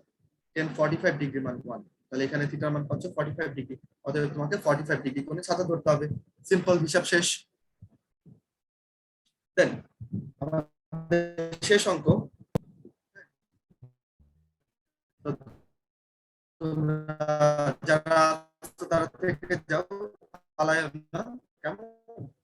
শেষ করে দিব দাঁড়াও। a is equal to এটা দাও, b is equal to এটা দাও, দুটো ভেক্টর লব্ধের যোগ করবে। i এর সাথে i যোগ করবে। তাই এর সাথে i যোগ করলে এখানে 5i, এখানে 20i, তাহলে কত হবে? 25i। তারপর এখানে -6, এখানে +6, কিচ্ছু হবে না, +0। তাহলে এখানে +8 কে, এখানে -8 কে, তাহলে এখানে 0। তাহলে লব্ধি যোগ করে কি পাইলা বলো? a + b করে কি পাইলা? 25i কে পাইলা না? তাহলে এটাই হচ্ছে লব্ধির মান। তাহলে লব্ধির মান হচ্ছে 25। লব্ধির মান তুমি পেয়ে গেলে 25। আর দিকটা কি? i ক্যাপ পাইতেছে, তাহলে কি বরাবর বলো? x অক্ষ বরাবর। i ক্যাপ যেহেতু, তাহলে তার দিকটা হচ্ছে x অক্ষ বরাবর। কাহিনী শেষ। সদস্য অঙ্ক শেষ করে ফেললাম। এবার কিছু প্রশ্নের উত্তর দেই। মেডিকেলে কিভাবে চান্স পাওয়া যায় দেখো। এখানে আচ্ছা, মেডিকেলে চান্স পাওয়ার জন্য কি করতে হবে? এই পড়তে হবে। 2 নম্বর উপায় কি? এটাই পড়তে হবে। 3 নম্বর উপায় কি? পড়তে হবে। 4 নম্বর উপায় কি? পড়তে হবে, ঠিক আছে। 5 নম্বর উপায় কি? পরীক্ষায় অংশগ্রহণ করতে হবে, ঠিক আছে। এই হচ্ছে আমাদের শর্টকাট, পরীক্ষায় অংশগ্রহণ করতে হবে আপনাদের, হয়তো চান্স হবে। আচ্ছা, যারা হচ্ছে পোলে পার্টিসিপেট করেন না, তারা পরীক্ষায় কেমন পার্টিসিপেট করবেন? তাহলে কি করবেন? নেক্সট ক্লাস থেকে ডিটারমাইন থাকবেন, আমি পোলে ভোট দেব, আমার ভোটের দাম আছে, ঠিক আছে। তাহলে কি করবা? যেটা পড়া একটু আগের দিন একটু যদি পড়ে রাখো, বা ভাইয়ার কথাগুলো মনোযোগ দিয়ে শুনলেই তো পোলে সঠিক উত্তর দেওয়া যায়। 5টা 6টা করে পোল থাকে, তুমি ডিটারমাইন থাকবে যে আমি 5টা 6টা পোলে সবগুলাই আমি যেন সঠিকের দলে থাকি। এখানেই তো একটা প্রতিযোগিতা হয়ে যাচ্ছে। যাক, আমরা আর গল্প বাড়াবো না, কথা বাড়াবো না, ঠিক আছে। তো আমরা কি করব? আমরা হচ্ছে একটু করে বইয়ের দেখা দিব। বই কেন দেখবো ভাইয়া? বই তো আমাদেরকে দিয়ে দিচ্ছেন, তবুও আমরা একটু বইটা উঠাবো, কারণ বই হচ্ছে আমাদের মা। হ্যাঁ, টেক্সট বুক হচ্ছে আমাদের মা। মাকে ছাড়া কিছু হয় না। আমাদের এলাকাতে একটা কথা আছে, বুঝছো? কথাটা কি? তোলা দুধে পোলা বাঁচানো। তোলা দুধ মানে বুঝছো? গরুর দুধ। ছোটবেলায় তুমি যদি গরুর দুধ খাও বাচ্চাকে, তাহলে এই বাচ্চা ভালো হবে না। যারা মায়ের দুধ খায় তারা ইমিউনিটি ভালো হয় তাদের, ঠিক আছে। তারা হচ্ছে অনেক শক্তিশালী হয়, সবকিছু মিলায় ভালো আর কি। তো ওই আর কি। তো তোলা দুধে পোলা বাঁচে না, গাইড বই দিয়ে চান্স হবে না, লাগবে আমাদের টেক্সট বুক, ঠিক আছে। ভাইয়া লেকচার দিয়ে চান্স হবে না, বই পড়তে হবে ভাই। তো বইয়ে দেখবেন সুন্দর করে দাগানো আছে লাল কালি, যেগুলো সেগুলো হচ্ছে বেশি ইম্পর্টেন্ট, সবুজ কালিগুলো একটু এটার থেকে কম ইম্পর্টেন্ট। কিন্তু এটা তোমার চিন্তা করার কোনো কারণ নাই, তুমি লাল সবুজ সমান গুরুত্ব দিয়ে ঘুমায় পড়বা। দাগানোগুলো করলে কি হবে? হ্যাঁ, হয়ে যাবে। দাগানোগুলো করলে তোমার 90 থেকে 95% কমন করে যেতেছে। আর কয়েকটা এক্সট্রা ইনফরমেশন থেকে আসবে, বা টুকটাক একটু এদিক সেদিক হতে পারে, কিন্তু দাগানোগুলো করলেই ফিজিক্সের ক্ষেত্রে হয়ে যায়। যেখানে পয়েন্ট দেখবা, যেখানে যা দেখবা সেগুলো খুব ভালো মতো পড়ে ফেলবা, ঠিক আছে। এই যে এখানে দেখো, তল একটা স্কেলার রাশি, তবে তুমি যদি এটাকে ভেক্টর হিসেবে বিবেচনা করতে চাও, তার অভিলম্ব বরাবর তুমি তার দিক ধরতে পারো। এগুলো সব করে নিবা, ঠিক আছে ভাই। এগুলো সবই বলে গেছে, যেগুলো দাগানো দাগানো আছে আমরা বলে যাওয়ার চেষ্টা করছি।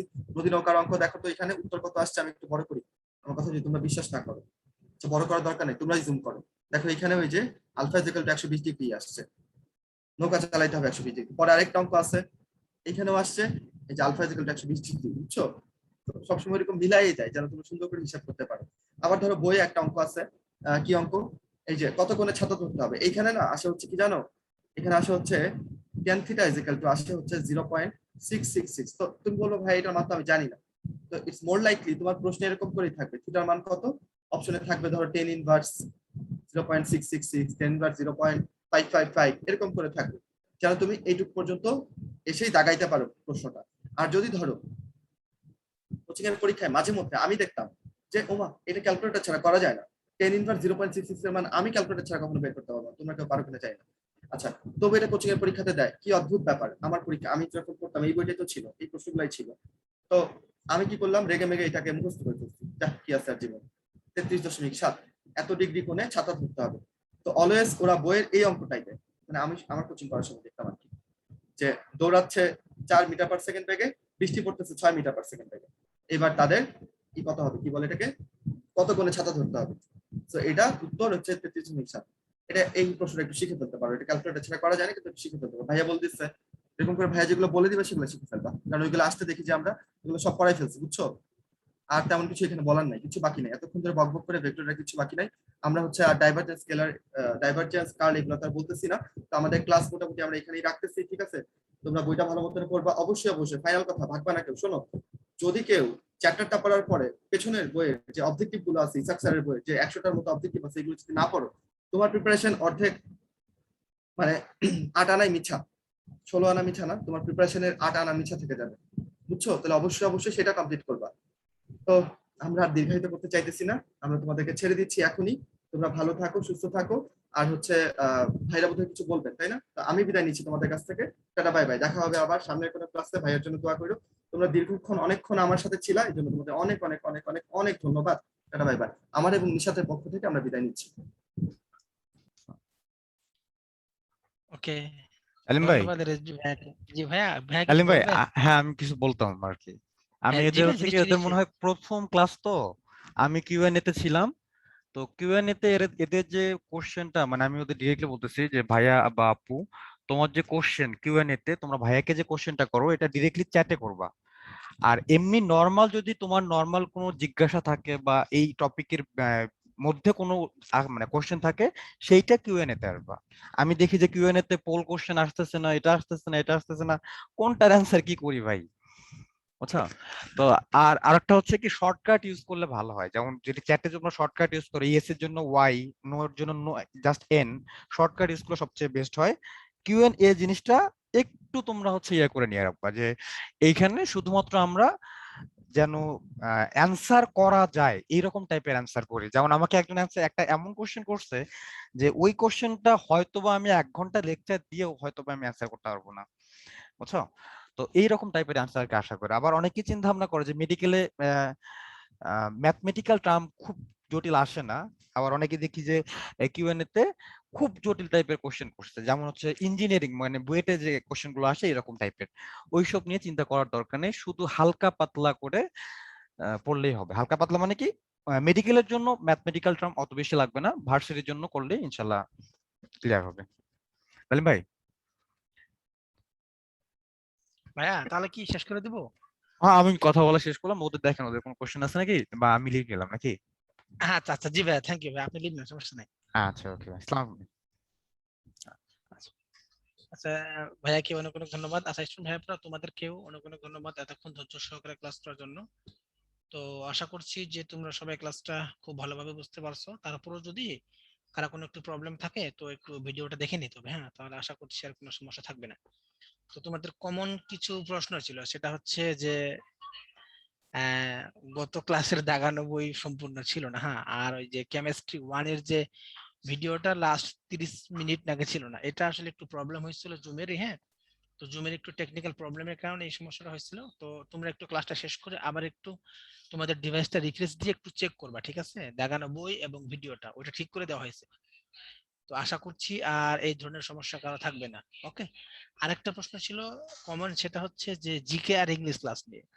আসলে তোমরা এখনই জিকে ইংলিশ ক্লাস নিয়ে এত বেশি মানে মাথা ঘামানো আমার মনে হয় দরকার নেই, কারণ এখন তোমাদের যেটা আমরা বেসিক্যালি ফোকাস করতেছি সেটা হচ্ছে তোমাদের যে বোর্ড এক্সাম যেহেতু এখনো হয়নি, তো বোর্ড এক্সামের যে শর্ট সিলেবাসটা, এই শর্ট সিলেবাসটাকে মেইনলি ফোকাস করা হচ্ছে, সাথে সাথে অ্যাডমিশন কেও, ঠিক আছে। তোমাদের যখন বোর্ড এক্সামটা হয়ে যাবে, বোর্ড এক্সাম হওয়ার পরে তোমাদের অ্যাডমিশন বেস ক্লাসগুলো যখন শুরু হবে, তখন তোমাদের জিকে ক্লাস হবে এবং ইংলিশ ক্লাসও হবে। তো আশা করছি তোমরা বুঝতে পারছো, হ্যাঁ।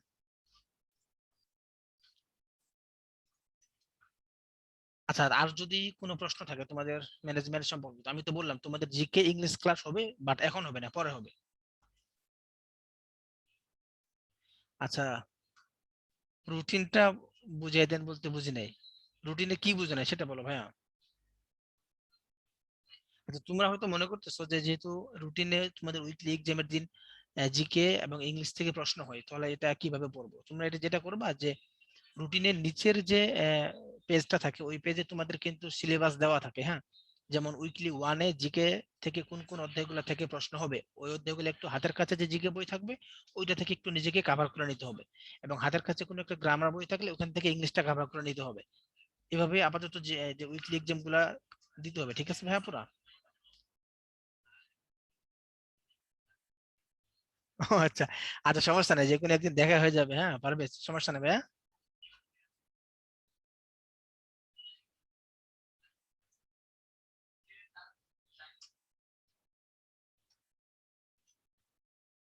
আচ্ছা, অর্পিতা, অ্যাসাইনমেন্ট ক্লাস লাইভ হচ্ছে না বিষয়টা সেরকম না, অ্যাসাইনমেন্ট ক্লাসগুলো তোমাদের লাইভেই হচ্ছে, বাট তোমাদেরকে আমরা ইউটিউব ব্রডকাস্টে লাইভ দিচ্ছি। সেটা হচ্ছে কেন, যে তোমরা কিউএন বক্স বা চ্যাট বক্স কিছু লিখতে পারতেছো না, এটা কারণ হচ্ছে তোমরা এই ক্লাসগুলো ফ্রি পাচ্ছ, ঠিক আছে? যারা এই ক্লাসগুলোতে পেমেন্ট করে ভর্তি হয়েছে ওরা কিউএন বক্স এবং চ্যাট বক্স ইউজ করতে পারতেছে, বাট তোমরা শুধুমাত্র কিউএন বক্স বা চ্যাট বক্সে কিছু লিখতে পারতেছো না।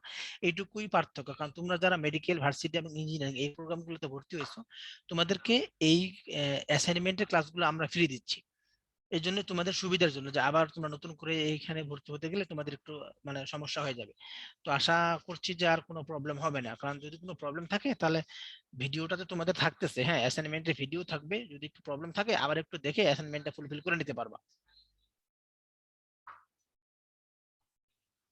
তো ওই ক্লাস, কেমিস্ট্রি ক্লাসটা ওটা ঠিক করা হয়েছে, হ্যাঁ তুমি একটু ক্লাস শেষে আবার একটু চেক করে দেখবা, হ্যাঁ আগে তোমার ডিভাইসটা একটু মানে রিফ্রেশ দিবা, হ্যাঁ রিফ্রেশ দেওয়ার পরে তুমি চেক করে দেখবা যে কেমিস্ট্রির যে গত ক্লাসটা একটু প্রবলেম ছিল ওটা ঠিক করে দেওয়া হয়েছে ভাইয়া।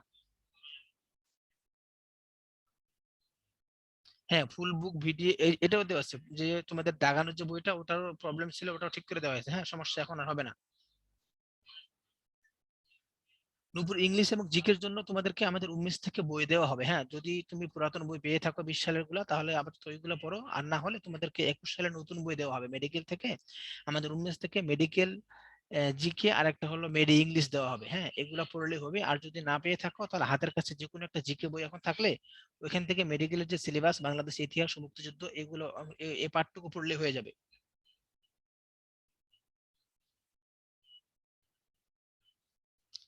তো ঠিক আছে, মোটামুটি তোমাদের অনেকেরই প্রশ্নের উত্তর দেওয়া হয়েছে, হ্যাঁ হয়তো বা সবার প্রশ্নের উত্তর দেওয়া হয়নি। তোমাদের প্রশ্নগুলো এত দ্রুত এখানে আসতেছে আর উপরে চলে যাচ্ছে যে আসলে বোঝা মুশকিল হয়ে যাচ্ছে ভাইয়া পরে, হ্যাঁ। না না না না, সৈকত, তোমাদের আর এই বইয়ের জন্য কোনো আলাদা পেমেন্ট করতে হবে না, হ্যাঁ। তোমরা তোমাদের ভর্তির সময় যে পেমেন্টটা ছিল, টোটাল পেমেন্ট, ওইটার মধ্যেই তোমাদের এই বইগুলো দেওয়া হবে।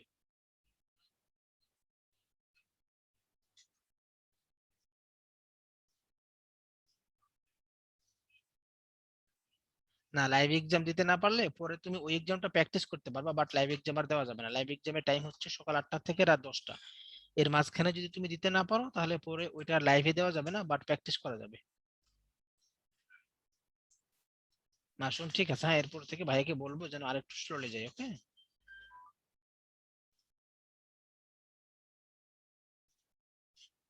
আচ্ছা, ঠিক সমস্যা নাই, দেওয়া হবে, হ্যাঁ তোমাদের যদি মোটিভেশন লাগে তাহলে মোটিভেশন সেমিনার দিবে, সমস্যা নেই, হ্যাঁ। একই একই নাম্বার, প্র্যাকটিস এক্সামে একই নাম্বার, বাট ওই নাম্বারটা তোমার প্রোফাইলে যোগ হবে না, হ্যাঁ। ওখানে বারবার প্র্যাকটিস করার জন্য তোমাদের সুবিধার্থে সেগুলো রাখা হয়েছে। পরে হবে মেবি, তোমাদের বোর্ড এক্সামের পরে তোমাদের জিকে এবং ইংলিশ ক্লাস হবে, হ্যাঁ এখন তো তোমাদের আর জিকে এর দরকার নেই, জিকে তো তোমাদের পরে লাগবে মেডিকেলে, সেই জন্য এই ক্লাসগুলো পরে রাখা হয়েছে।